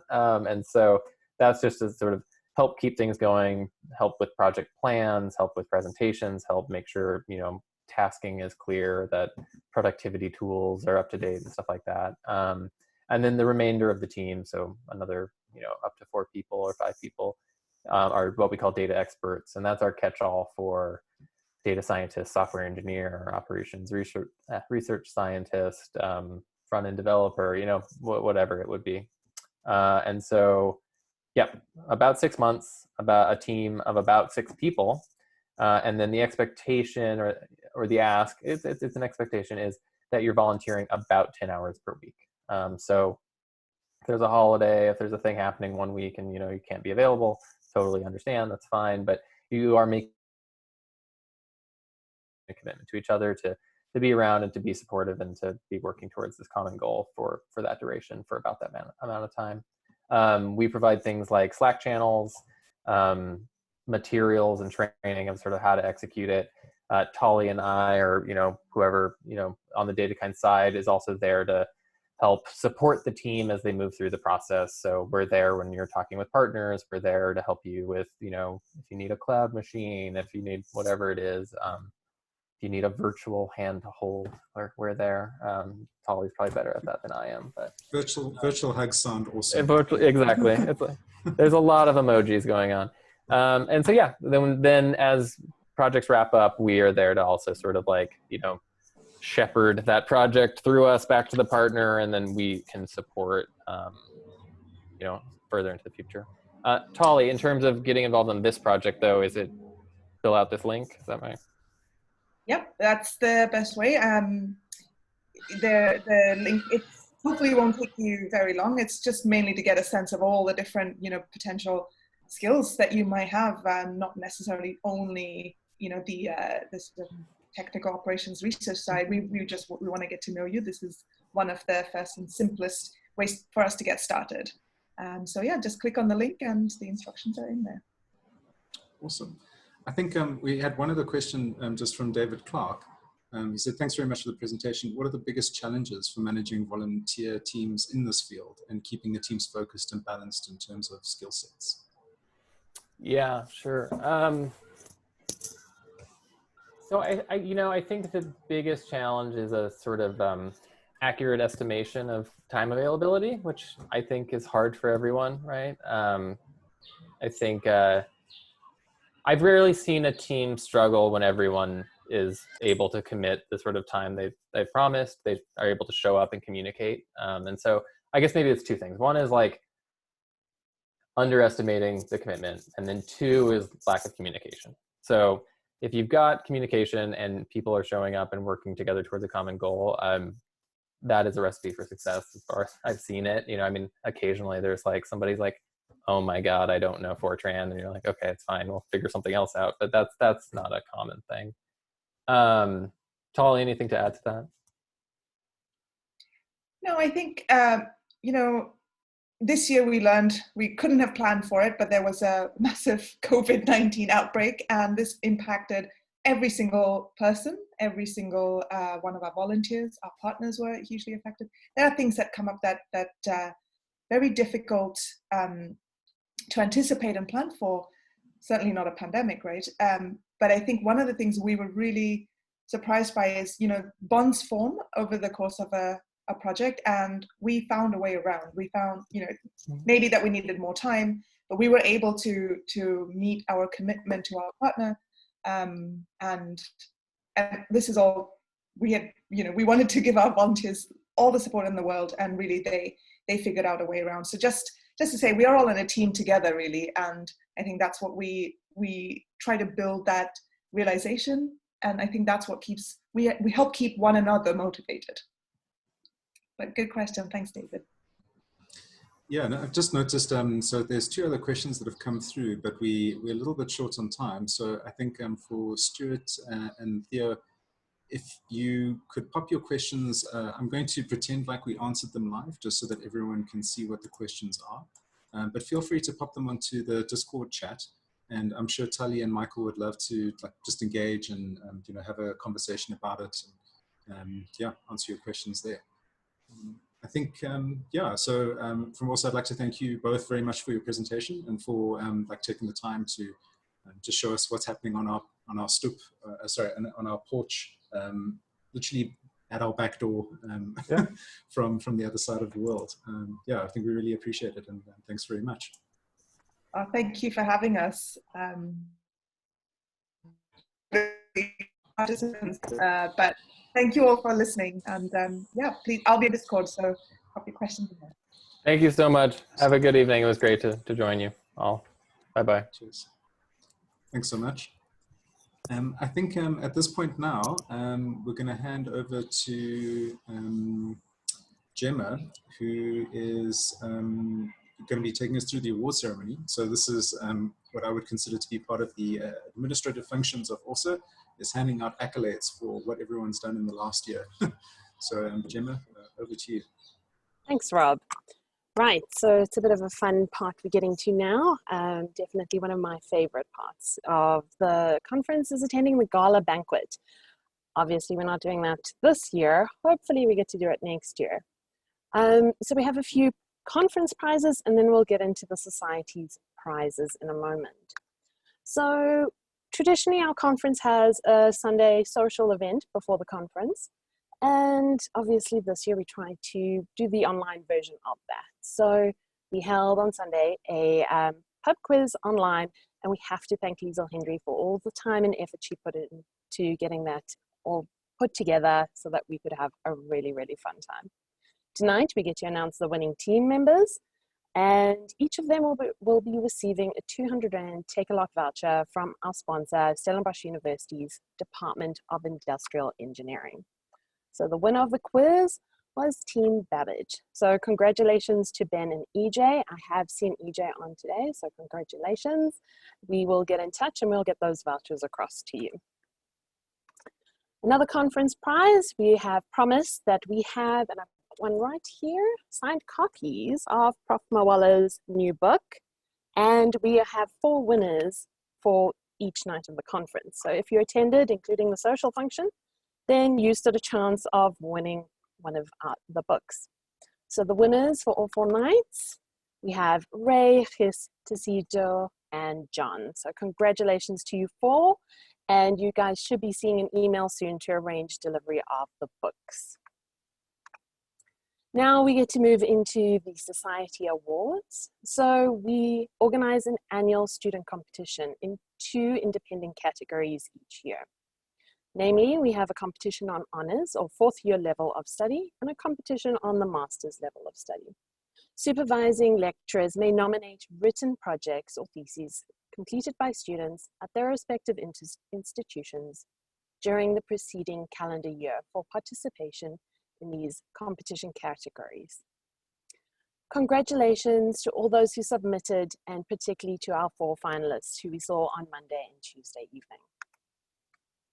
The first award is the Gerald Geldenhuys Medal, and this is awarded to a student with the best honors or 4th year project.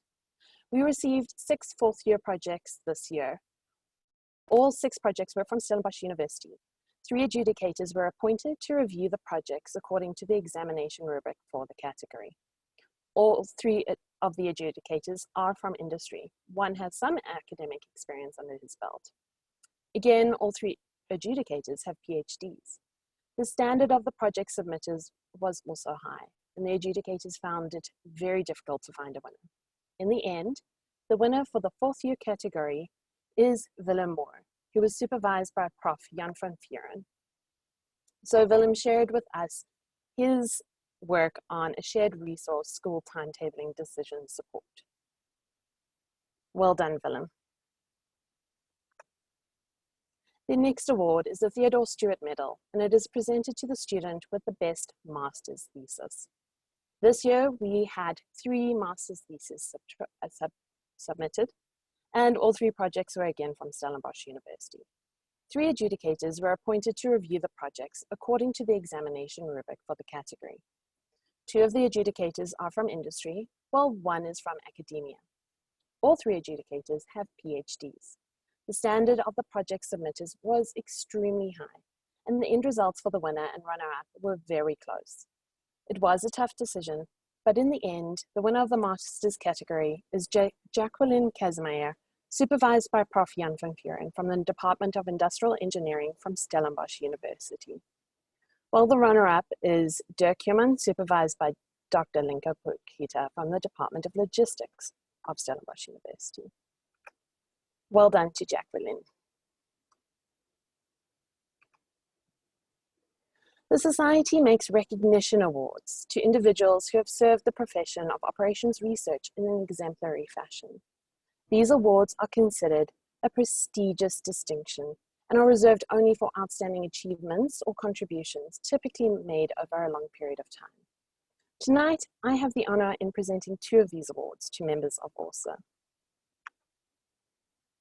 The first up is the Category 2 Recognition Award, and this is made to current members of the Society for a single outstanding achievement with respect to the practicing of operations research, typically on a national level.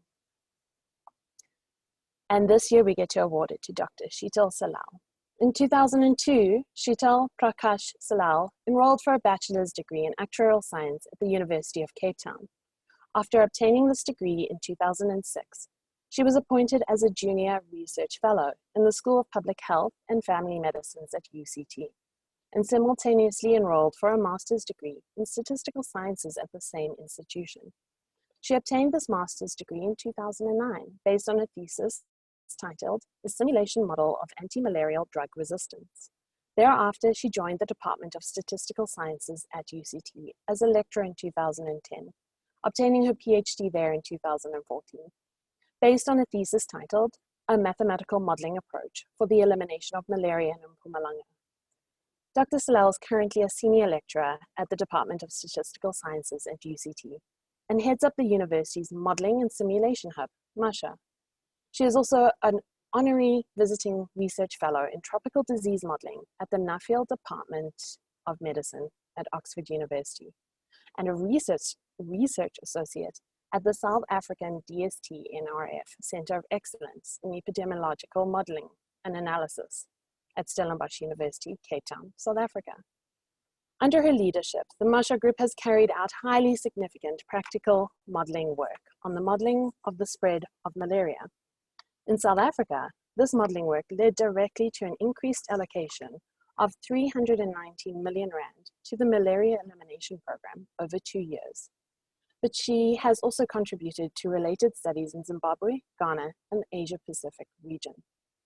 The impact of malaria studies was undoubtedly a main reason for her invitation and her MASHA team to participate in the SA COVID-19 Modeling Consortium, which directly advises the South African government at presidential and cabinet level. In this way, she has a direct influence on national policy. For this single outstanding service to the profession of operations research, Sheetal Salal is, on this 21st day of October 2020, duly awarded a Category 2 ORSSA Recognition Award. The Category 4 Recognition Awards are made to upcoming members of ORSSA of age 35 or below who are not full-time students for excellence in operations research practice. Dr. Christa de Kock is an operations research lecturer in the Department of Industrial Engineering at Stellenbosch University, where her area of expertise is agent-based modeling.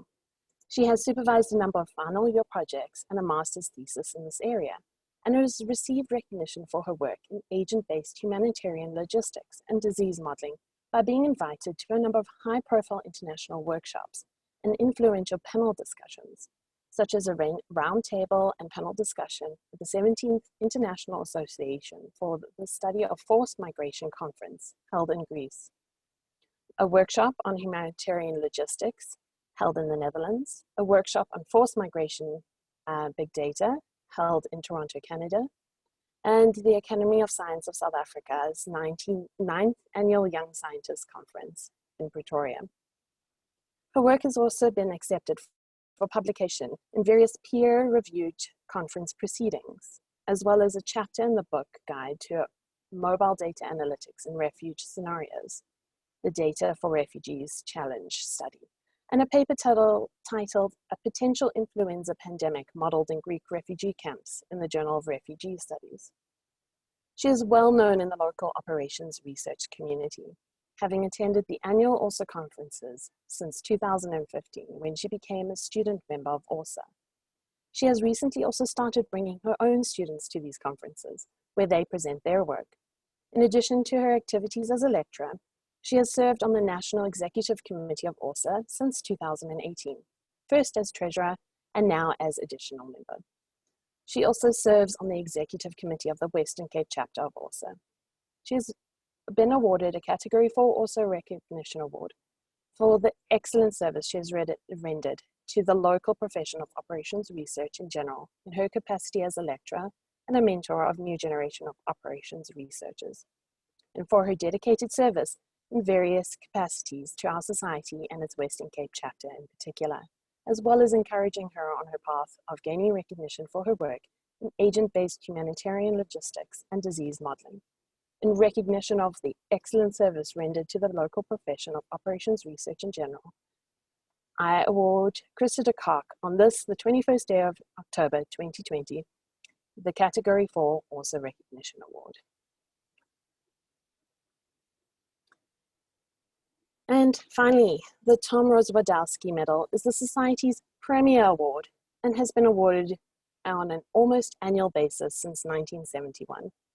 The medal is awarded for the best written contribution to operations research made by a member of the Society during the previous year.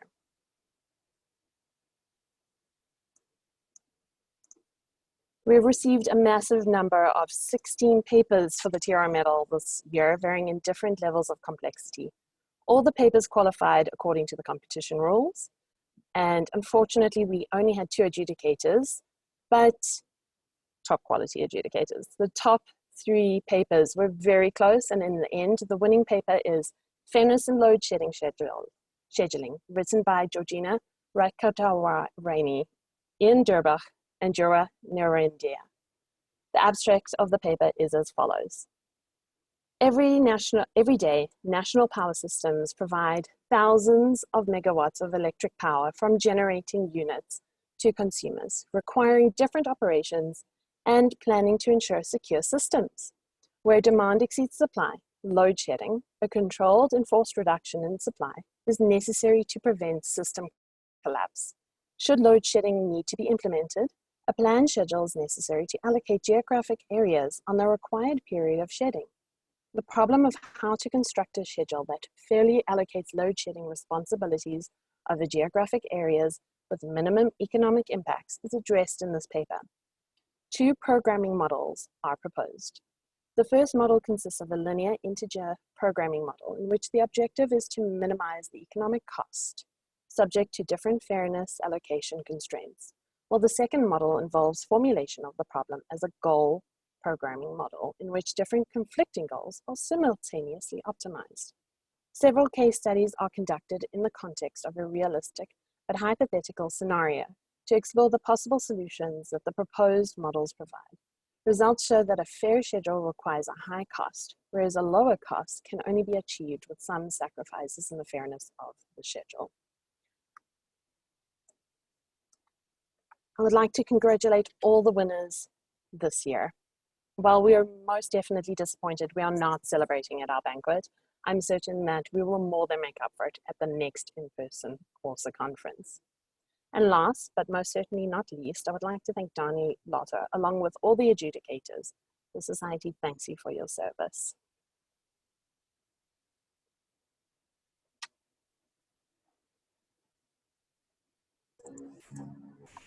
Thanks, Gemma.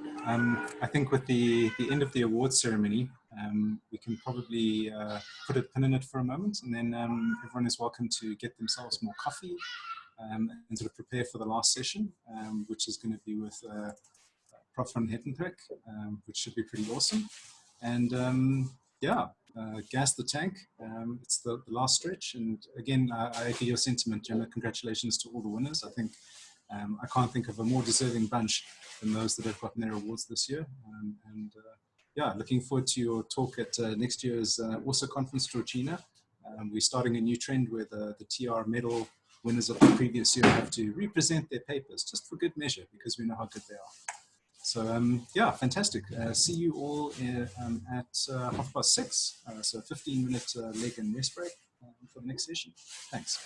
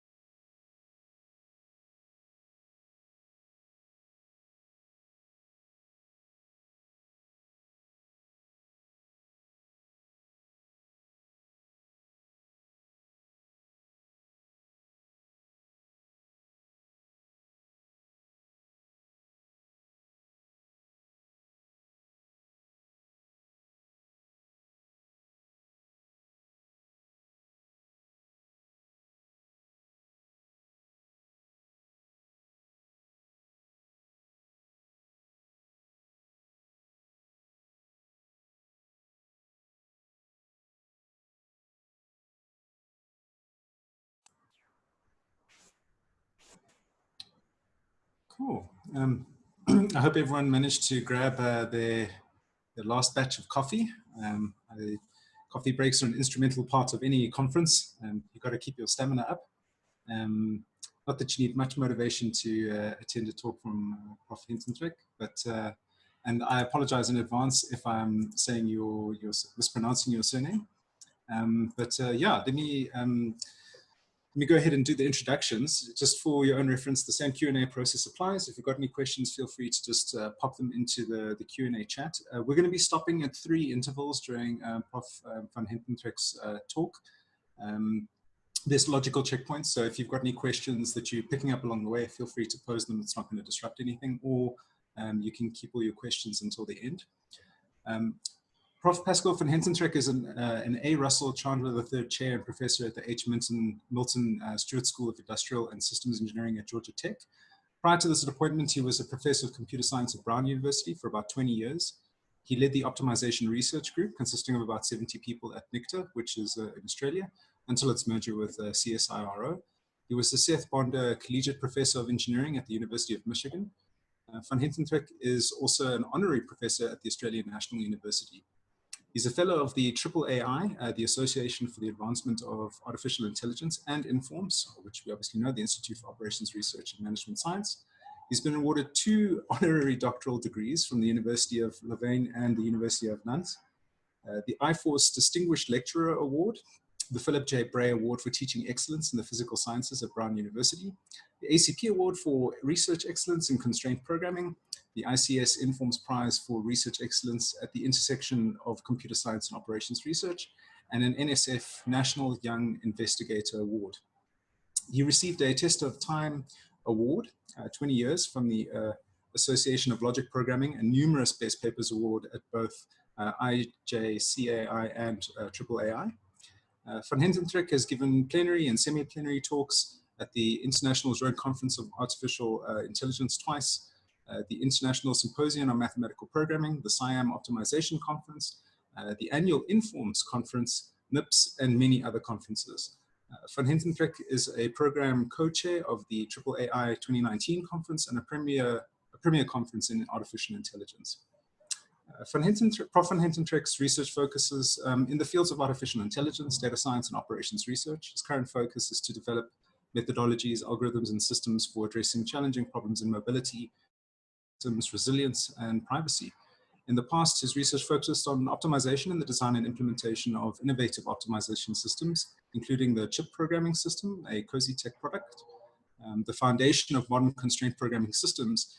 And for those of you that are familiar with IBM product, the optimization programming language Opal. Van Hententreck's also worked on computational biology, numerical analysis, programming languages, and published in premier journals in all these areas.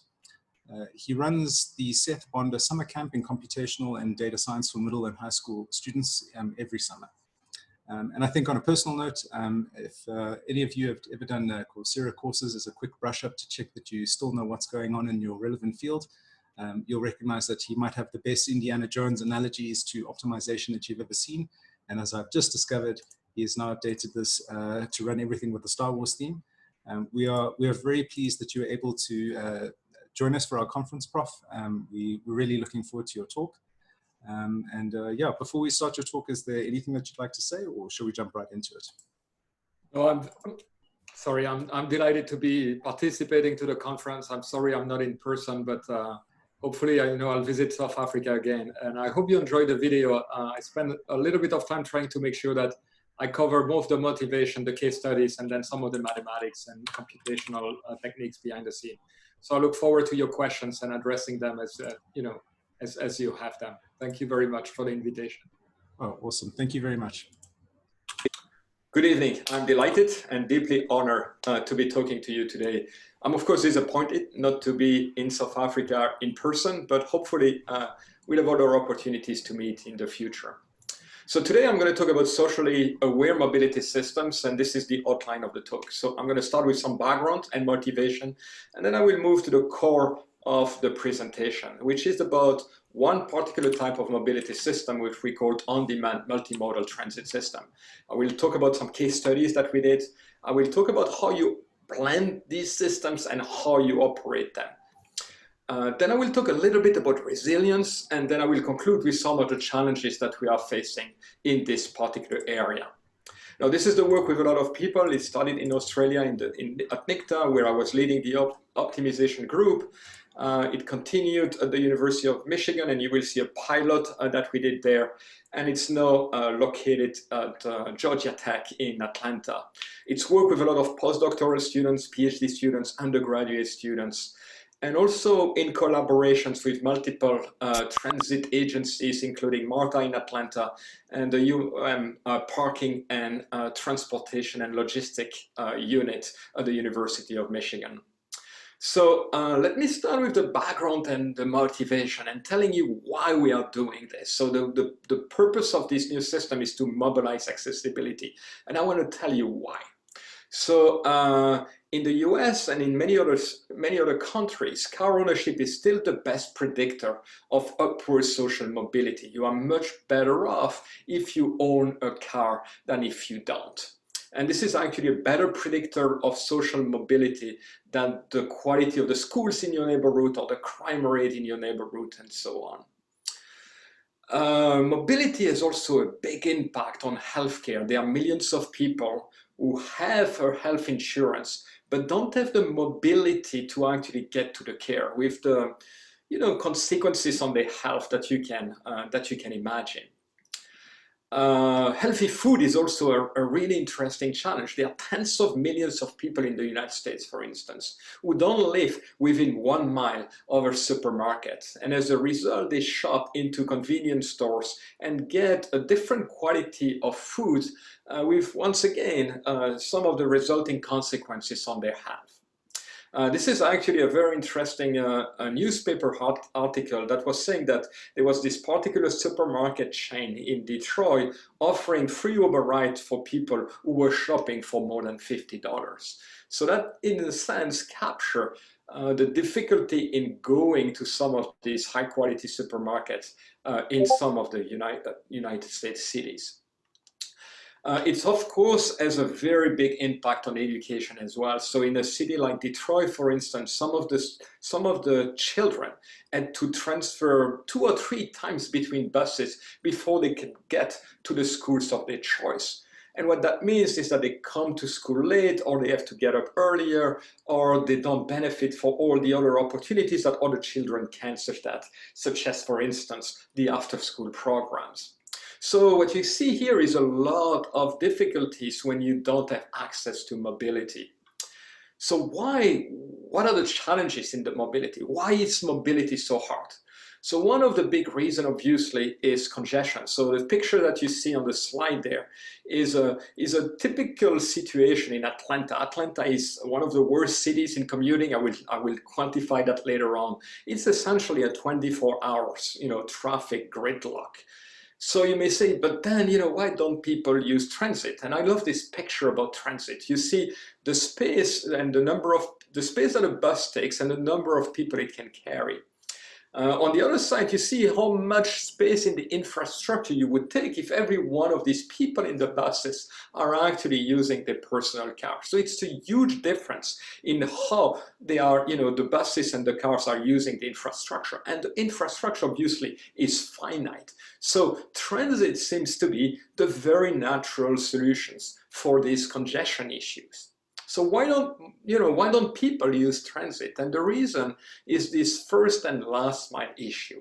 So what you see on the left is a graph of various cities in North America. And what they tell you is that if you make people walk about 1/4 mile, then you lose about 90% of your ridership. The transit system loses 90% of its ridership, except in this city, in Canada, Calgary, where it's actually really cold, but they lose fewer people.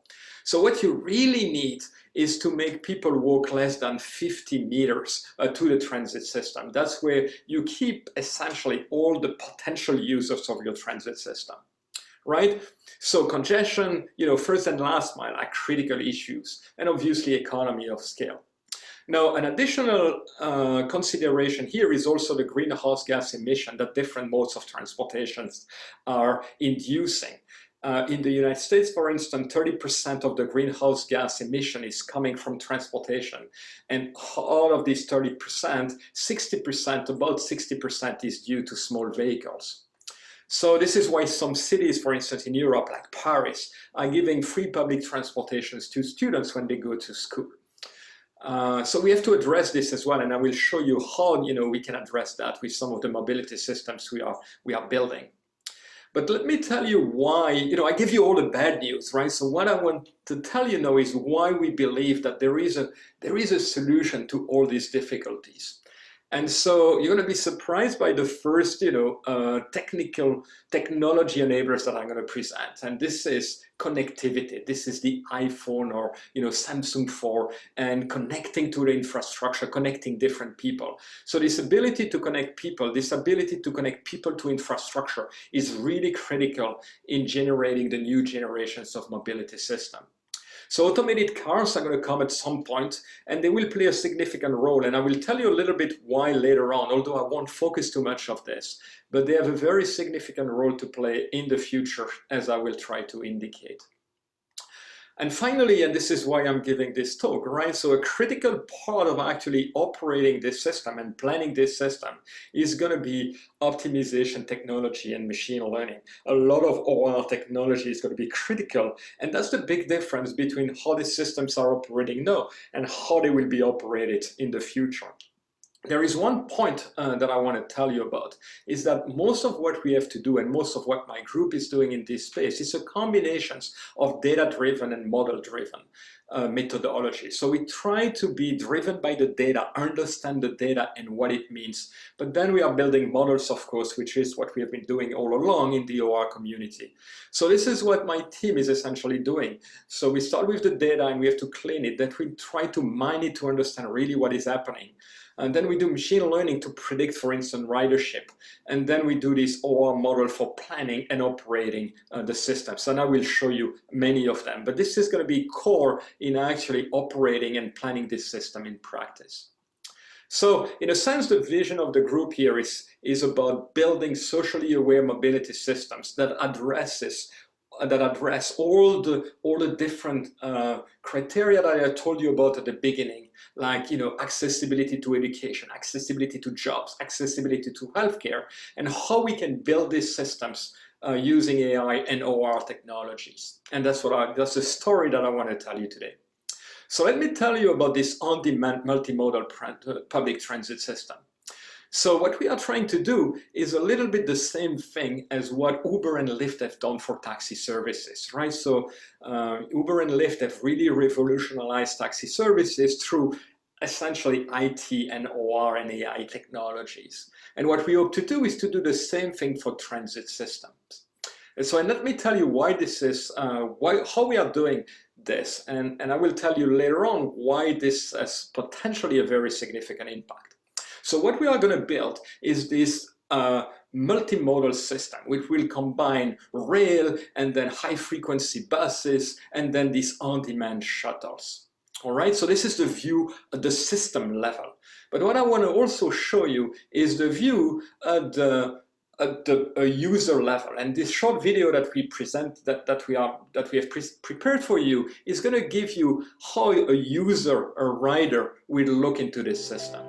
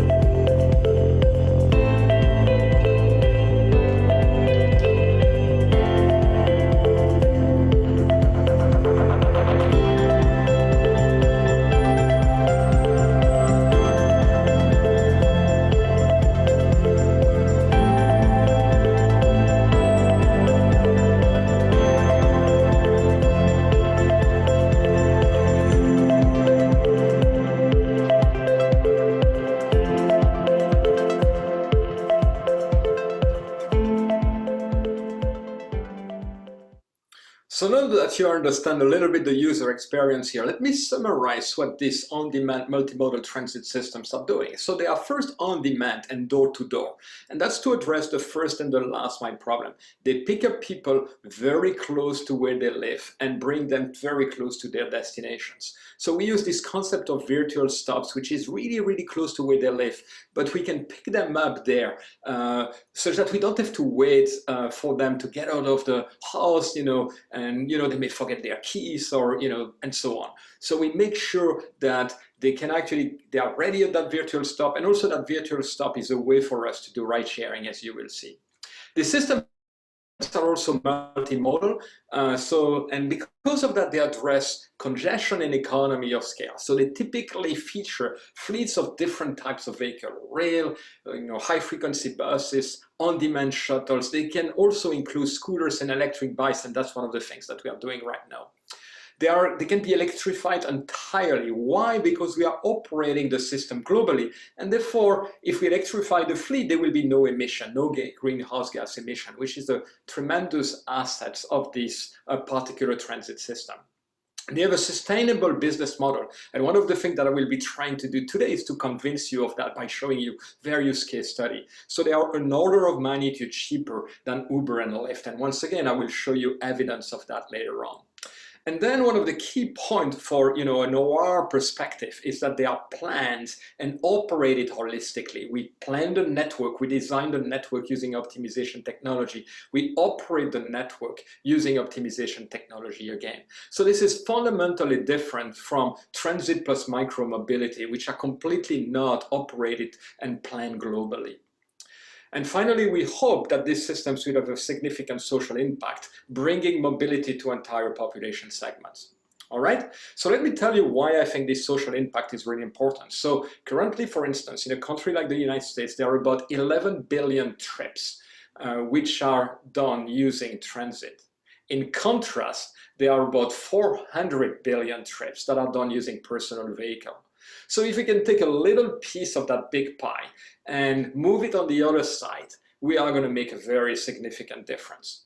And so what we believe we can do is to actually do this because of the new generation. The millennials have a very different relationship to cars than my generation, for instance.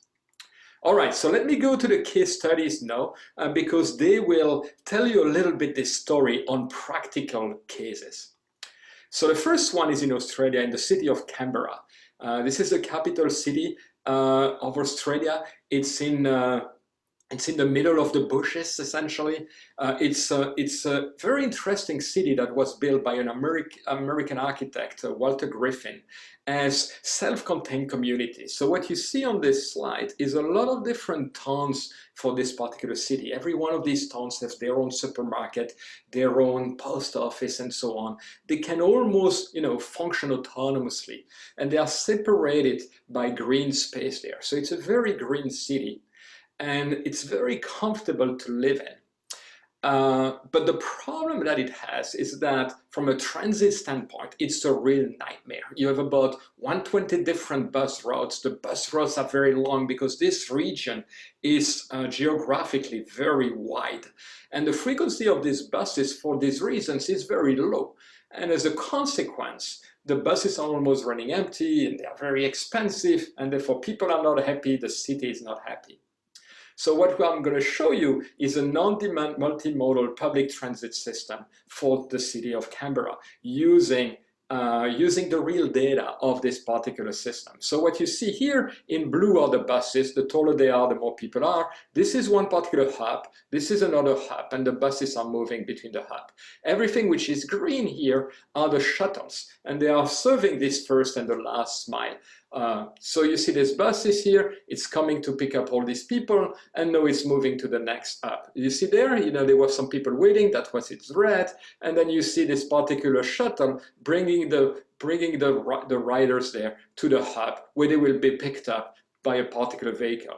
Now you see all these red dots everywhere, okay? So this is one person waiting, okay, the shuttle picked her up. These are all the virtual stops. There is a massive number of bus stops there, and we are just picking up people at whatever, they are. And they are very close to each other such that people don't work. They access the transit system easily.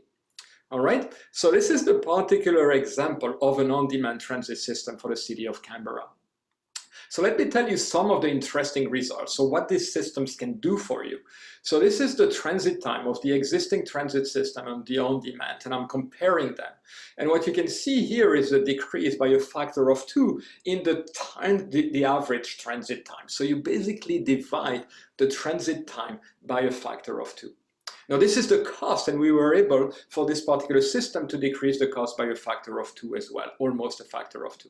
So once again, in this particular case, this is an ideal case for us because it's a very widely, dispersed area, geographically dispersed area.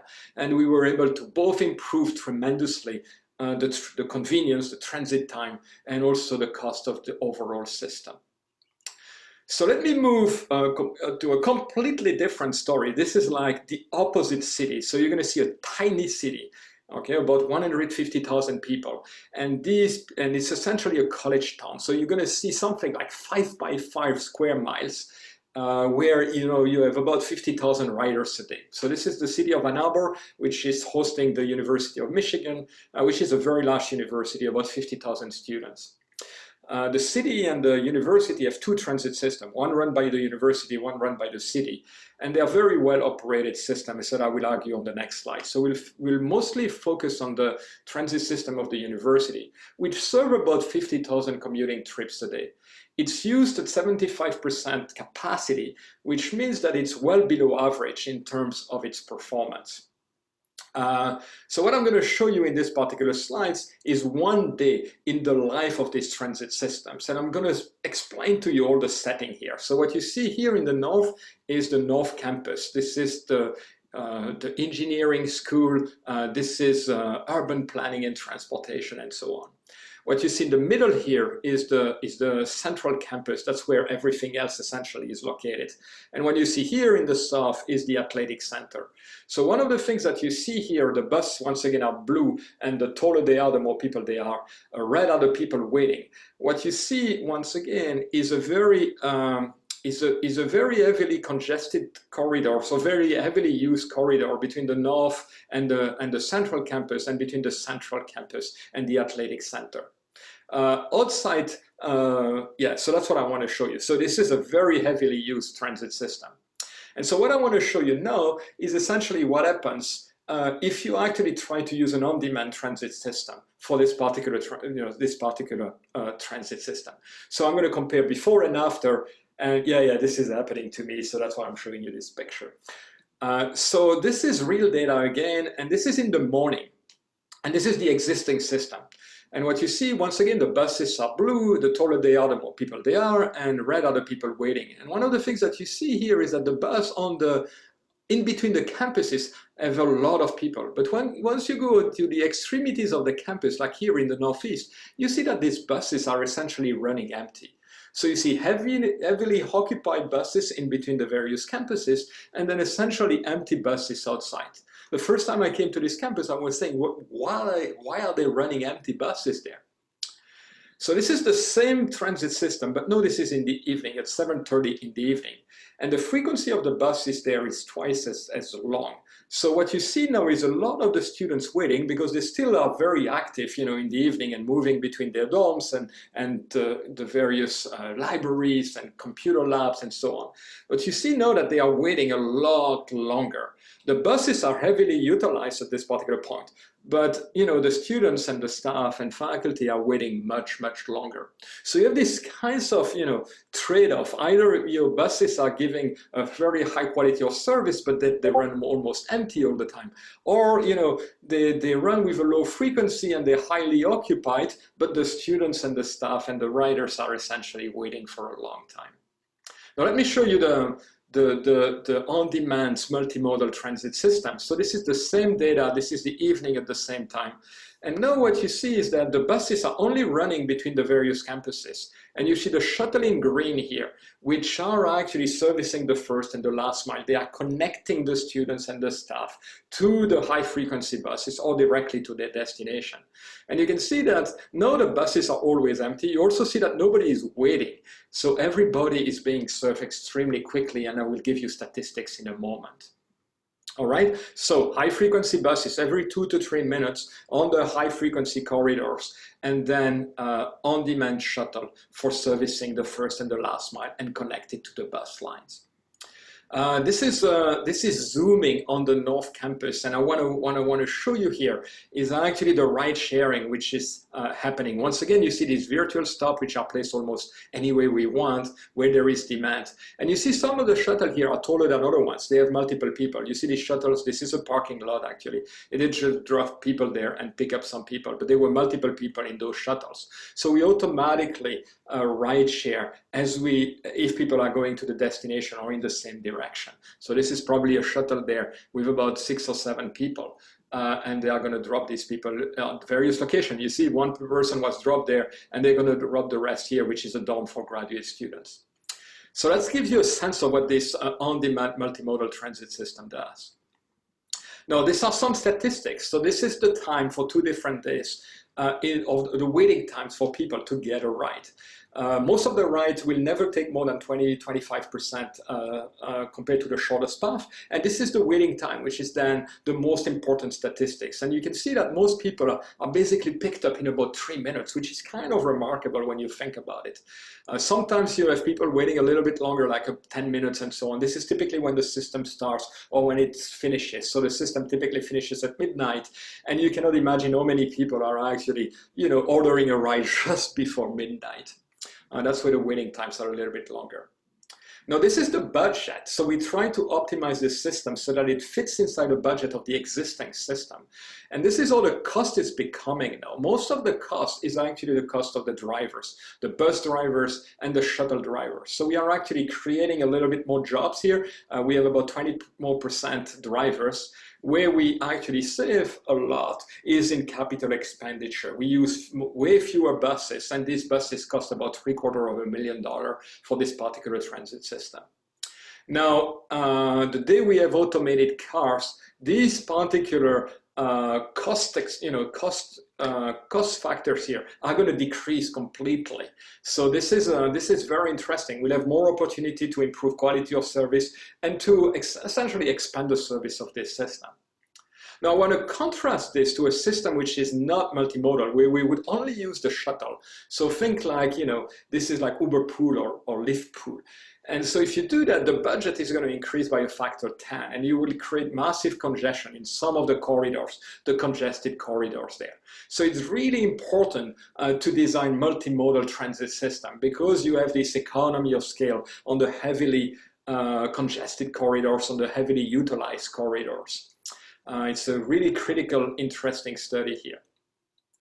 Let me show you some of the popular trips. So these are popular trips here going from, this is the main, the main bus stop, the main hub close to the engineering school. And you see that these trips are going to some of these neighborhoods there. These neighborhoods are residents of graduate students. And most of the time before, they had to take their cars because the transit system would just not go north of this particular road, Plymouth Road.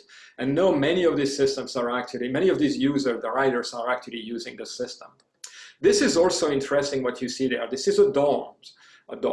And Steve Dolan, who is running the existing transit system for the University of Michigan, was very surprised that a lot of the students opted to actually use the on-demand system instead of the buses, which are going over there.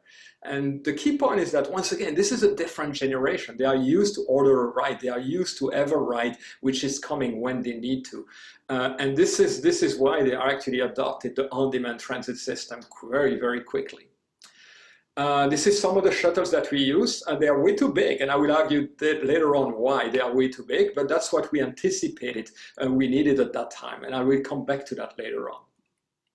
All right, so that was the second case study. So you saw Canberra, which is a very widely geographic region. Then you saw Ann Arbor, which is a very tiny tiny region on which this transit system is operating, but with a lot of riders as well. Now I'm going to look at a really big city, Atlanta, in the state of Georgia. So Atlanta is the 8th most congested city in the world, with very significant commuting time. As I show you the picture before, right? So it's a heavily congested city, almost like 24-hour gridlock.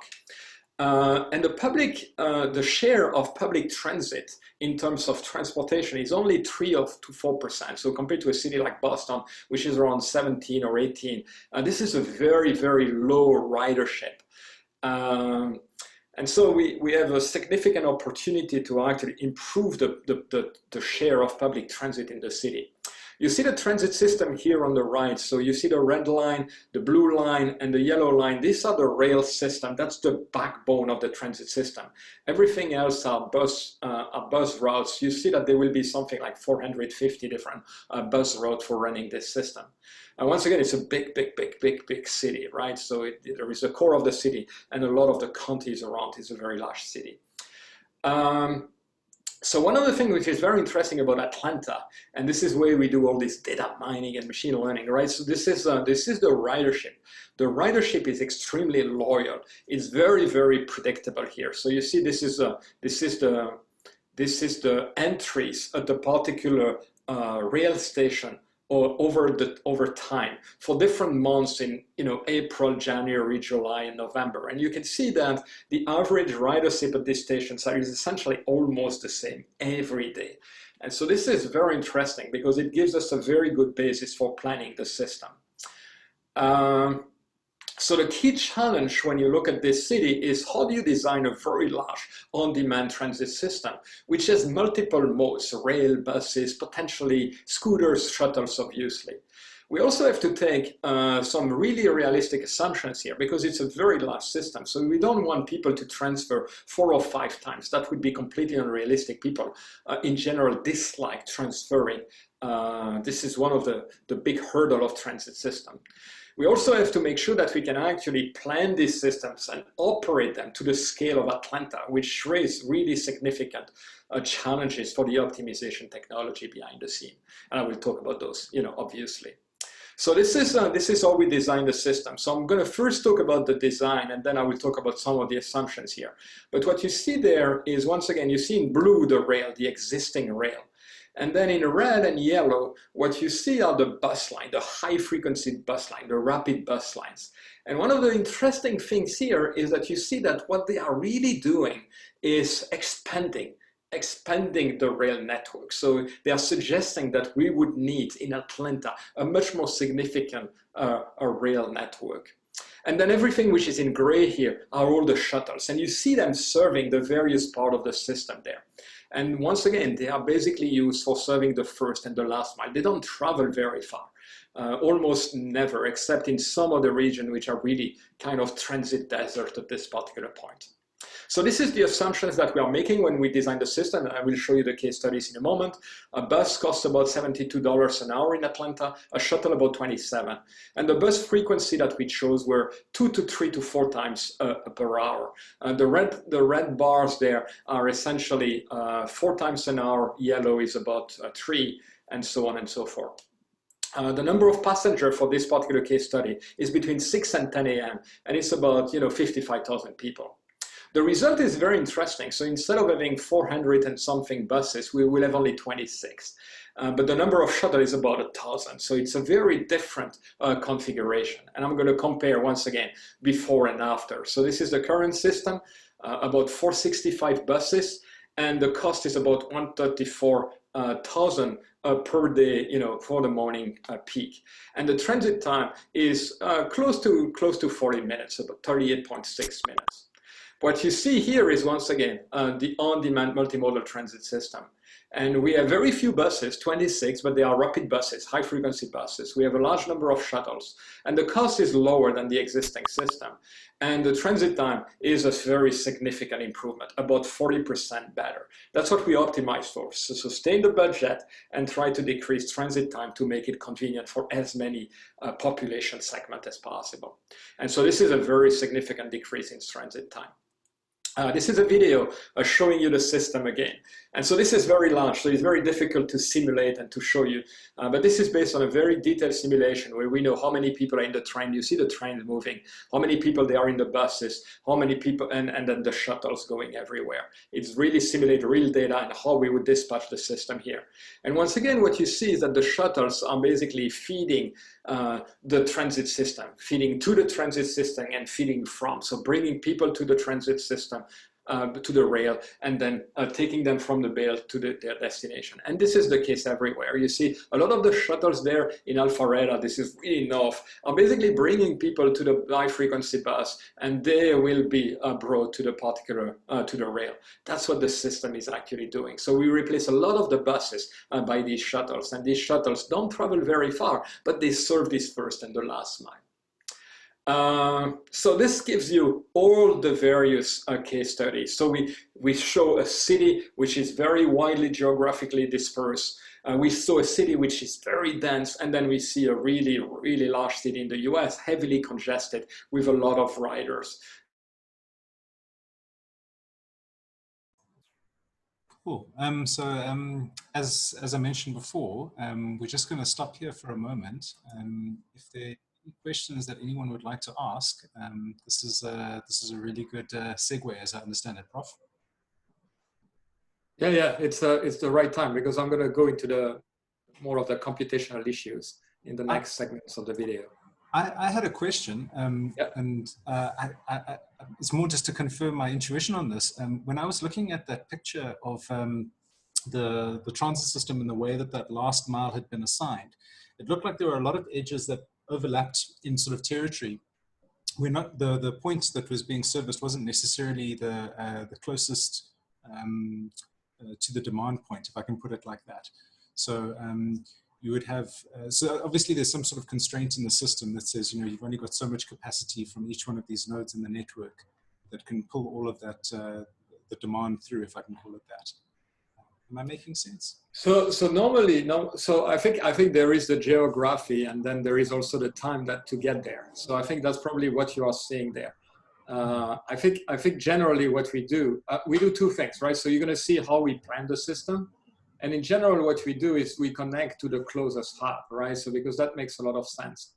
But the closest geographically is not necessarily the closest in timing. So because we have all the timing which is coming from from real data, right? So and there is different congestion and different capacity for the road. So sometimes the geography may be a little bit misleading, right? So the spatial representation.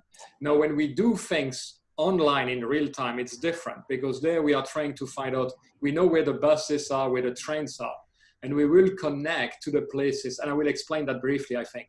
We connect to the closest, well, we try to find I think I explained that in the first video. We try to find the trip which is the most efficient, given where the rail, where the trains are and where the buses are. So it's a dynamic optimization at that point to find the best routes in the system given the current state. So it's not necessarily the closest hub, because you may have to wait too long. And so that's we do that completely dynamically. So you have a you have a kind of a constraint shortest path that we do dynamically when we run the system. There's also just a question here from David Clark. He said, in many places there are territories or lanes that private companies own that could lead to a lot of resistance if anything affects the volume of passengers that they moved. This seems to create interesting constraints for the design of dispatching and routing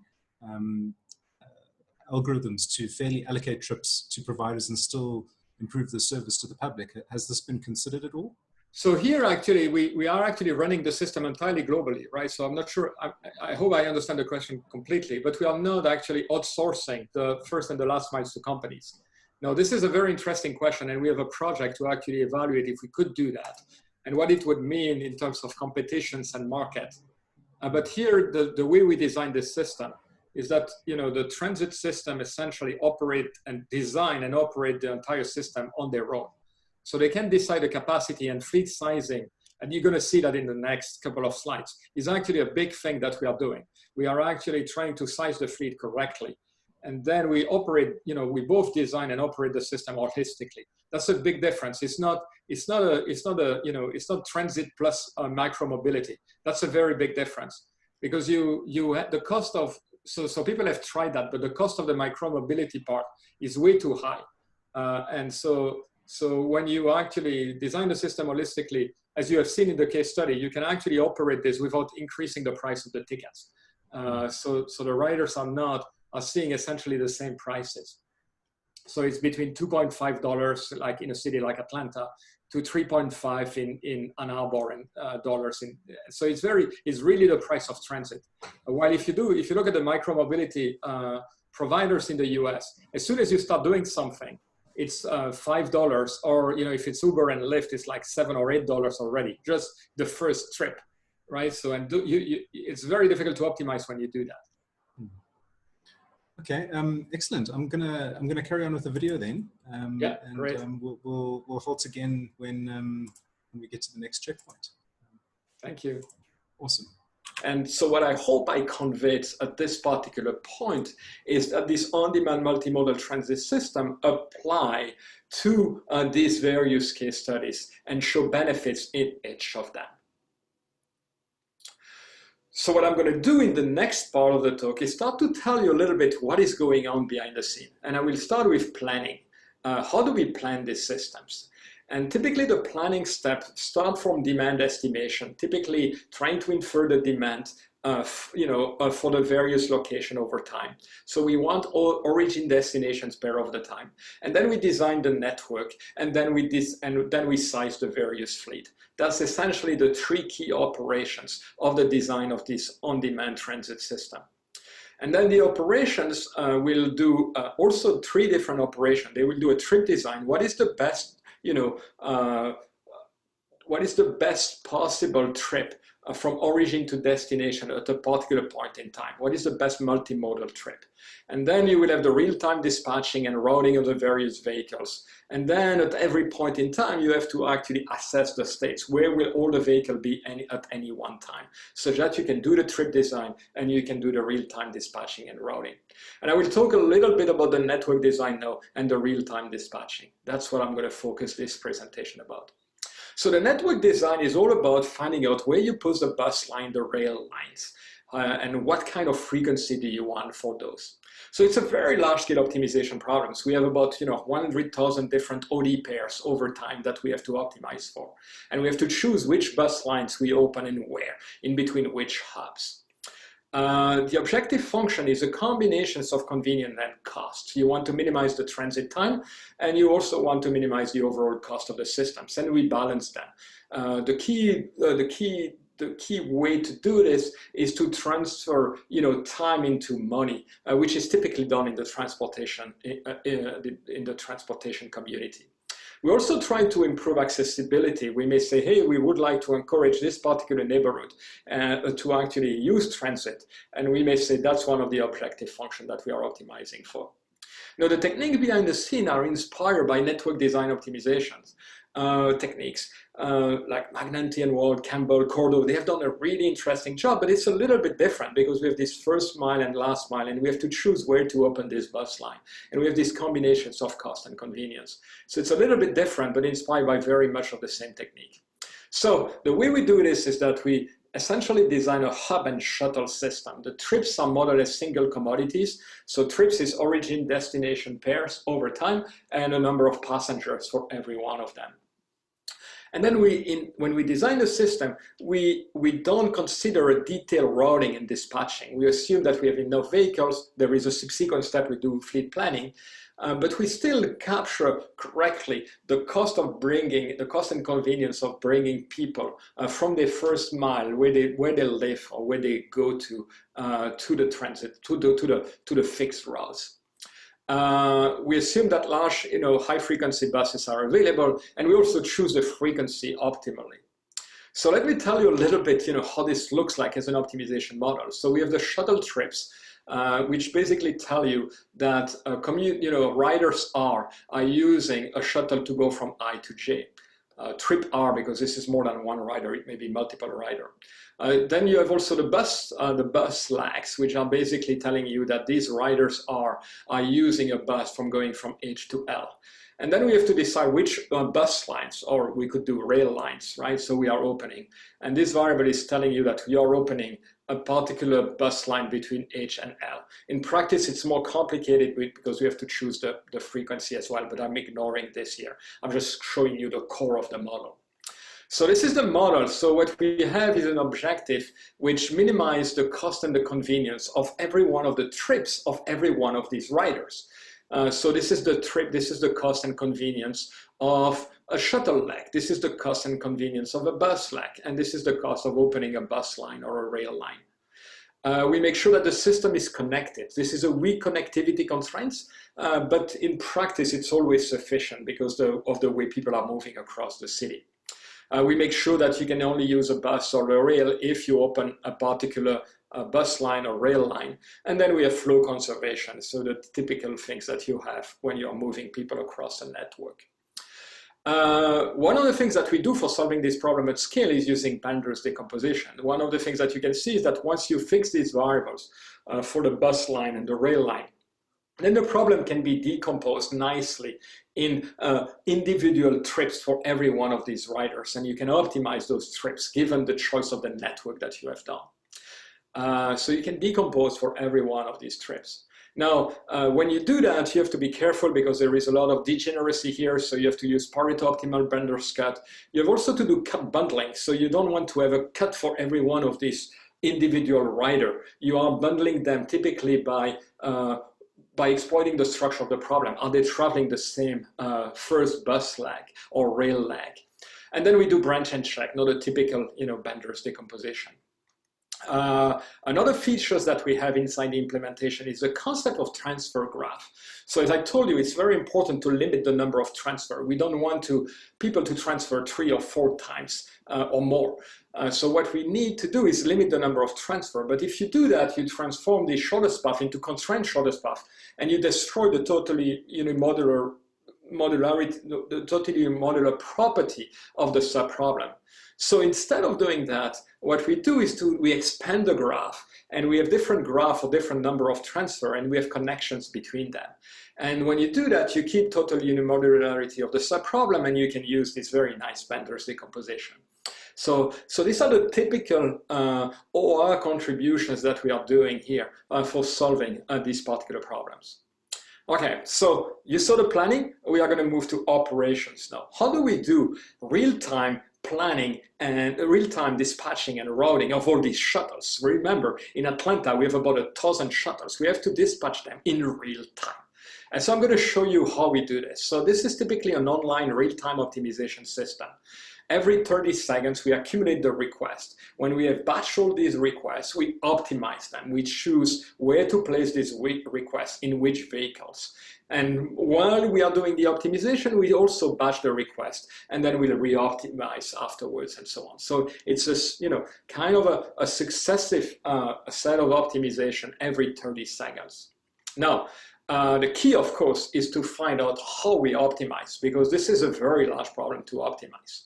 And so this is a column generation algorithm, branch and price algorithm. And this is the core of it. So we are basically looking at the routes for every one of the various vehicles. And we are making sure that we choose the routes such that we minimize waiting time. Right? So one of the things that we will do is minimize waiting times, knowing that everybody is going to be served, right? So these systems are going to serve everybody. We never lose anyone, but we are minimizing waiting times. We're also making sure that we are covering all the riders, that's what I just told you, and obviously that every one of the vehicle is a single route. Okay, that's the master problem of this column generation. There are 2 things that I need to tell you. One thing is that we have a penalty here for lack of service. So during these 30 seconds where we are optimizing the request that we have just batched, it may happen that we are not able to serve them all because we run out of time, or it's very complicated to do that. So what we do is that we keep these riders in the system, but we penalize them, which means that the cost of not servicing these riders is going to increase exponentially over time. So you're incentivizing the system to schedule that as soon as possible. At some point, even a shuttle will be sent there, because even if it's far away, the cost of not servicing the particular customer is going to be too high. And so obviously we keep track from one period to another one, which of the riders have not been served. Now, this is the master problem, and the master problem is nice. But when you look at the pricing problem, this is what you see on the right, and I'm not going to go into the detail of it, but the pricing sub-problem is a real challenge. Why? Because we are minimizing waiting times. And therefore, all the traditional techniques for doing pricing in vehicle routing don't apply, because now these resource-constrained shortest paths are very difficult to do, because you can only evaluate these waiting times at the very end. So it's very difficult to use the traditional labeling algorithm that we use, and we love in vehicle routing problems. We could use time-expanded graph, but the scope of these problems here is making that computationally impossible. So what do we do? So we use an exact algorithm anytime, which is exact anytime algorithm, which is dedicated to this particular problem. It's kind of a constraint programming solution. We basically built disjoint routes, as many as we can, for the various vehicles, and we use pruning techniques. And there are some beautiful theorems that can show you how you can prune the search space effectively. They reduce the computation times by about a factor of 2. So that's what is going on behind the scene. And once again, you can access the papers if you are interested in the details for this. So this is a simulation of these systems on the data for the taxi data on New York City. So this is a massive data set with about 50, this is about 500,000 requests a day. And this is the first, this is, I think, 7 to 8 a.m. And once again, you see the red bar are the people waiting. Now the vehicle with people in there, the shuttles with people in there are in blue, and the one with no one are the other colors, red or green. I don't know, I'm colorblind, so I never know. And so you see the system here servicing these people in real time. And you can see them moving along. And it's very interesting to see how this system is capable of serving these demands. And mostly the waiting time is below 3 minutes. There is obviously ride sharing happening also here. And this is with about 1,500 vehicles or something like that, or 2,000 vehicles. The current number of vehicles that are being used for servicing their request in New York City is about 12,000. So it's a very significant decrease in the number of vehicles and a very, very small waiting time. And that's what you can do when you apply sophisticated OR algorithm to this particular problem. Now, I should probably not show you the next video, but it's actually so interesting that I will. So one of the things that I did when I saw this video that one of my students produced is I said, I would like to see how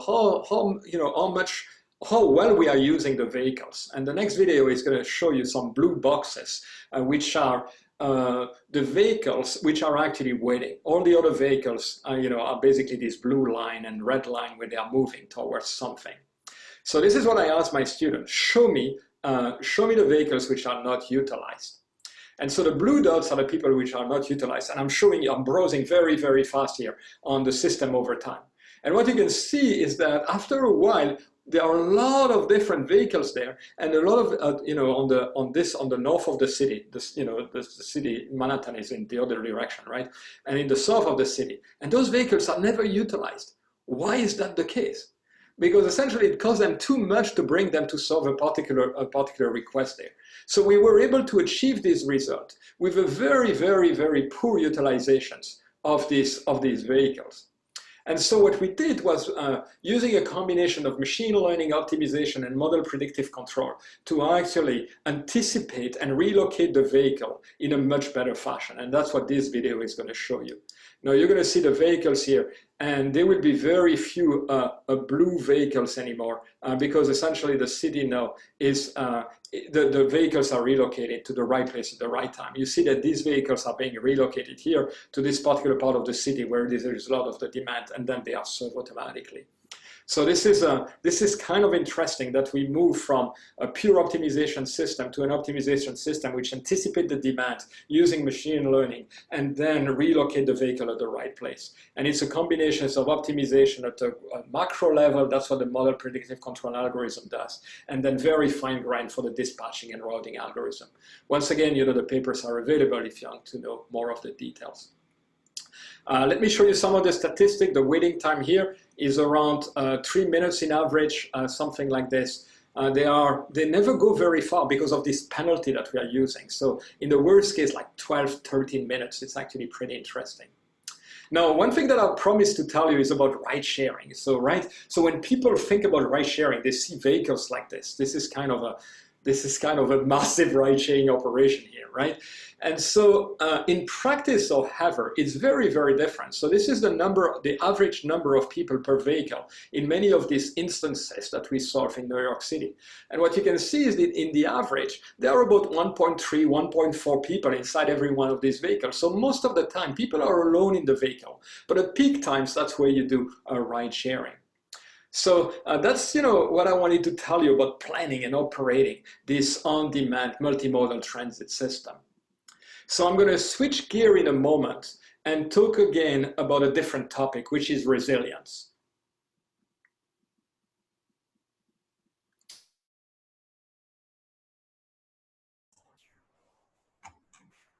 Awesome. So we've touched on another checkpoint here. I just want to see, we had a few questions that came through on the Q&A, and I think, Prof, you've already addressed those. And I like the tip that you threw in there. You gave us a picture of African ride sharing, for an African conference. I think that's beautiful. It's, yeah, very appropriate. I'm not sure if there's anything you wanted to add on top of the questions that you've already answered in the chat. No, the first question, I misunderstood it, and it was actually a very good question. So it's the capacity of the network and what we can use and what we cannot use. And this is a very important point in practice. And one of the things that we are pushing various cities to do is to have dedicated lane for public transit, because that would completely change the equations, and you can be actually faster using the transit system, especially in rush hours and so on. And so this is one of the things that we are trying to work with cities, telling them, generalize the concept of HOV lanes such that, this is only available to transit or, vehicles with a number of people, not just 2 people, because Uber and Lyft can use these lanes, although this is really 1 person. And so I think we are trying to push that such that people using transit have priority, and it makes a huge difference for us. And so in a city like Atlanta, this is partially true, but not completely to the city. You can get to the boundaries of the city using these high HOV lanes, and it makes a huge difference. So I think this is the interplay between the mobility systems and the infrastructure is really important. Awesome. Great. Well, I think we're going to carry on then with the presentation, and then I'm sure we'll have lots of questions at the end. Great. Thank you. No problem. Thanks. So we live in the middle of a pandemic, obviously. And therefore, I need, any talks that we give on a subject like this has to address the fact that how this system will behave in kind of a pandemic situations or situations where there is significant stress on the transit system. And so this is what happened in Atlanta. So this is the number of transactions for the rail, the MARTA system here, just before the pandemic, and then where the city is starting to the city is starting to lock down. And at the level of the buses, they stop completely many of the buses. And for the buses that were actually operating, they didn't actually charge people because that would slow down the process of boarding and increase the possibility of contagion between people. So this is the system before that I've shown you earlier in this presentation. This is the system as it is operating now. Many fewer bus lines. So the rail is still the same, but the system is operating in a very, very different fashion. This is one of the MARTA station, one of the morning, and you can see that it's actually depressing. There are almost nobody there. But still, I think transit is actually extremely important in a pandemic situation. So Andrew Cuomo was basically saying, hey, we cannot reopen New York City if we don't reopen the transit system. And that's how, that's a big driver of the economy. You cannot move people in the city if you don't have a reasonable transit system. People are also exploring micromobility for this. And essentially what I'm going to show you is how on-demand transit systems operate in the context of a pandemic under various scenarios. This is extremely important. These are quotes from Atlanta. People saying, hey, I'm in a senior community now, and I used to take the bus, but I have no opportunity to move anymore. And Lyft and Uber are very expensive. This is somebody who cannot get to work or getting a haircut now because that person cannot use the transit system.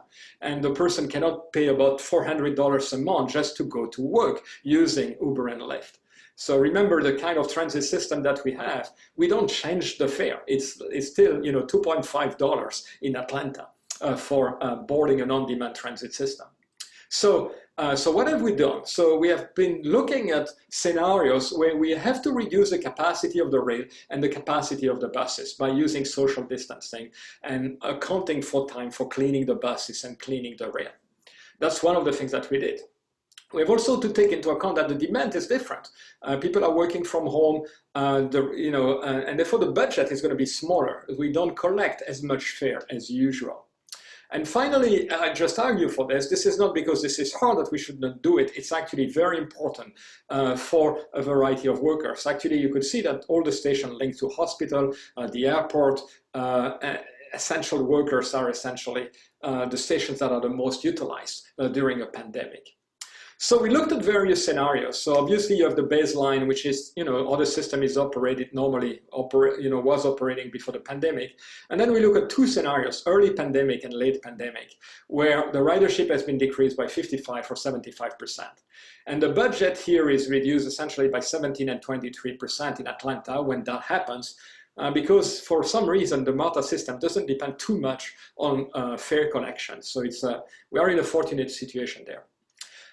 These are the various things that happened for us. This is the baseline. This is the early pandemic. And what we do in that particular scenario is that we reduce the bus capacity and the rail capacity by 50%. And the shuttle, instead of being able to carry 4 people, will only carry 1 person. So you will always be alone with the driver inside the shuttle. And in the bus, you can use them only with 50% capacity, the rail similarly. In the late pandemic, you see that we further reduced the number of shuttles. It's about half. And once again, we use 50% of the bus capacity, 50% of the rail capacity, 1 person per shuttle. And then we do something which is very strict. We say, hey, the buses are maybe not a good option during a pandemic. Let's just get rid entirely of the buses. We use the rail at 25% to be really safe and use the shuttle for the rest. And in this particular case, we're going to use about 600 different shuttles. Okay, so let me tell you how these various scenarios work from a budget and convenience standpoint. So this is the early pandemic. This is the cost that we have. This is the reduced budget that MARTA has to work with, given the number of people using the transit system. And we are able to be below this budget. And also, once again, having a transit time would remain the same, 25 minutes. Interesting, right? So these systems are resilient. That's what I'm trying to tell you. This is the late pandemic. The budget is 96. We can operate with 66K. It takes, once again, 25 minutes to do transit. The transit time is in average 25 minutes. And this is the strict late pandemic where we don't have buses. And I like this a lot because it tells you that just the rail, the backbone of the system, plus the shuttle is actually already pretty efficient. So we operate with 68K and once again 24 minutes there. And you can see that once again the shuttles are acting as feeder. It's not like they are doing very long trip. They still act feeder to the rail and from the rail. It's just that these feeders now, these first and last mile, are longer.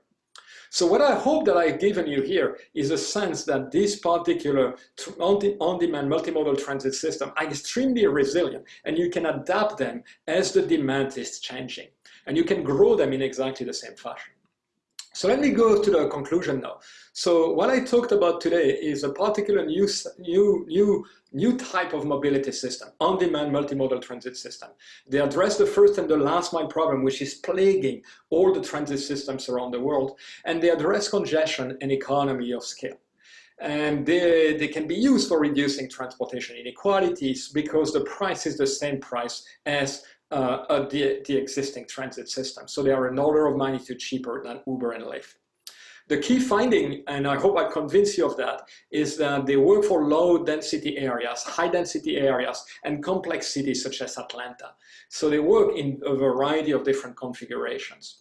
The key technology is about predicting ridership, it's about network design, and about real-time dial-or-ride algorithm. It's a lot of OR technology behind the scene, and some machine learning algorithm as well. So it's really important to see that these systems can only operate it due to progress in optimization technology and our ability to actually solve very large-scale optimization problems, some of which are in real time. Now, there are many challenges ahead, and I don't want to list them all because there are just too many, but I want to list one which is actually extremely important and extremely challenging. And this is a key worry of transit agencies. They say, hey, yes, your system is nice, but what if people are using the system much more? So if adoption is increasing, what if we are very successful? And it's a very funny question, right? The first time I heard about this was like, you are worrying about success. As an academic, I don't worry about success too much, right? And so, but they are worried about this because if too many people adopt the system and it's not sized properly, the quality is going to deteriorate and then they will lose people. And so the way you can model this is by using a stacker burst game, which captures the response of the customer. So you design a system and then you see how they respond, and then you redesign the system and you try to get a fixed point there. Such that this is the best, the best system that would take into account the demand of the customer. Now, the customer response is complicated, right? So because they have to choose between using their personal vehicle and using transit, and that depends on the transit times, on the number of transfer and so on. So we have to model this choice. And once again, the typical way to do this is to model this in terms of convenience or price. In our particular case, it's convenience. So we are basically looking at the transit time. Every transfer is going to count for, let's say, 5 minutes of transit. So this is a little bit at the high level what is happening. So we design the network, then we let the user decide if they want to use it or not and how they are using it. And then we take that and redesign the system. Of course, you want to do this globally, right? And so we have applied that to small transit system, medium-sized transit system. This is one for Ann Arbor Ypsilanti, one of the transit systems I was talking about before. And we were able to actually design and solve this system optimally using a sophisticated combinatorial Benders decomposition to do that. So we are finalizing the paper. But we could increase adoption by about 11 and about 20% there for different classes of riders. So which is very interesting by expanding the network and servicing very nicely the first and the last mile. So at that particular point, we take into account automatically in the design how people are going to adopt the system. So inside your optimization system, you have a machine learning algorithm. So this is the kind of things that we do. It raises tremendous challenges on how you can optimize it, how you can find optimality, how you can scale this to a large city, and also how you really model the response of people, which is one of the challenging things. We don't know how people are really going to react to these types of systems. So that's what I wanted to tell you today. You can look at the website of our group to know more about what we are doing. We wrote a very high-level presentation about this as well, so that you can, for ISC magazine, that you can actually read and summarize some of the findings as of about a year ago. So thank you for listening. Thank you for inviting me. As I said, I was deeply honored and delighted to be presenting to you today, and I will be more than happy to answer any questions. Thank you.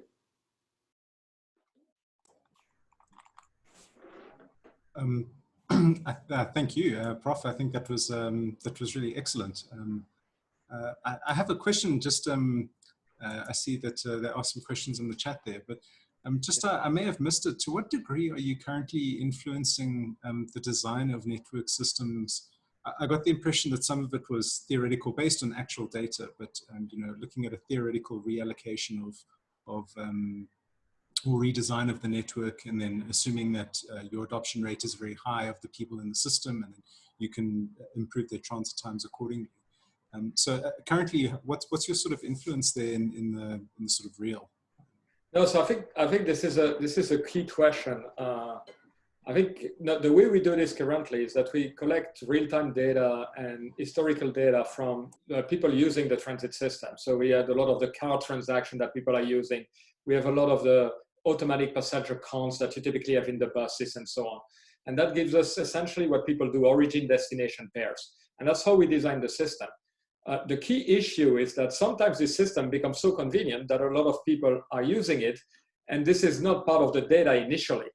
And so and that's what I explained at the end. And so when we did the pilot in Ann Arbor, we were very surprised that, and the people using, operating the transit system were like very surprised the way people were making these requests, so many requests we had.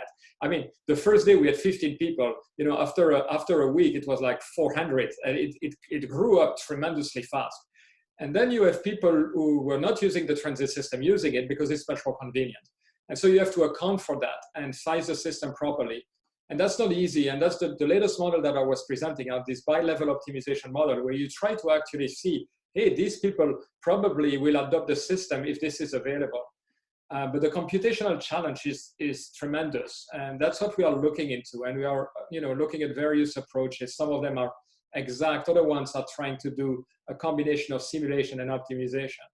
And that's how we are going to try to address the fact that we don't really know what the demand is going to be. And of course, we can adapt as we see the demand growing. But ideally, you want to design the system knowing how people are going to react to it. So it's a very good question. It's one of the challenges. Also, you don't know how people are going to react to it until they actually use the system and see the convenience of it, right? And so there are a lot of unknowns on how people react to a system where it's almost first and last, door to door, but you have to transfer. And so how people are going to react to that? So it's not completely obvious. I think it really depends on, the personality of various people. So when we did the pilot at Michigan, when we presented that to the president, some of the deans who were inside the room said, oh, we will never use a sharing system. It was very funny, right? So that people have some kinds of attitude where they say, no, we will never do that. So I think it's very important to understand how people are going to react. Well, I'm personally hoping that next time I pass through New York, you've redesigned the system there, because I had a terrible experience using Uber there. Not that it's relevant for this conference, but yeah, that would be wonderful. There was a question from David Clark just on the chat there. Yeah, I saw it. Let me read the question and address it. So does the crew scheduling problem become harder or easier? Or do you just assume that there will always be drivers available? So I think the key point here is that we are doing a public transit system. So the way it works is that we have to have professional drivers. So, so typically what you have is typical schedule for these drivers based on time, really a rostering problem. That's what we are doing. And they have to have shifts of about 4 or 8 hours and so on. So one of the things that I didn't mention is that we have to do this rostering problem as well. It's basically what we do is we hire, professional drivers to do this, and they are trained. And I can tell you all kinds of interesting stories about these drivers because, at the beginning, they would never do, they would never do exactly what we were asking them. They would talk to the people and say, where do you go? And then they would go, and then they would forget that they was ride sharing and they could pick up somebody along the way. So we had, we had to buy them pizzas and things like this, just to say, hey, this is how the system works. You have to pay attention to that. And so I think this is, so we are basically doing something which is really a traditional rostering of these drivers using traditional shifts and so on. You can imagine other ways, but this is what we had to do when we deployed to the University of Michigan, because for various reasons, insurance reasons, training reasons, and so on, because they were working with students and so on, and we had to be very careful. But typically the way I should have done that inside the presentation of the various steps, we have definitely a rostering part that we have to do.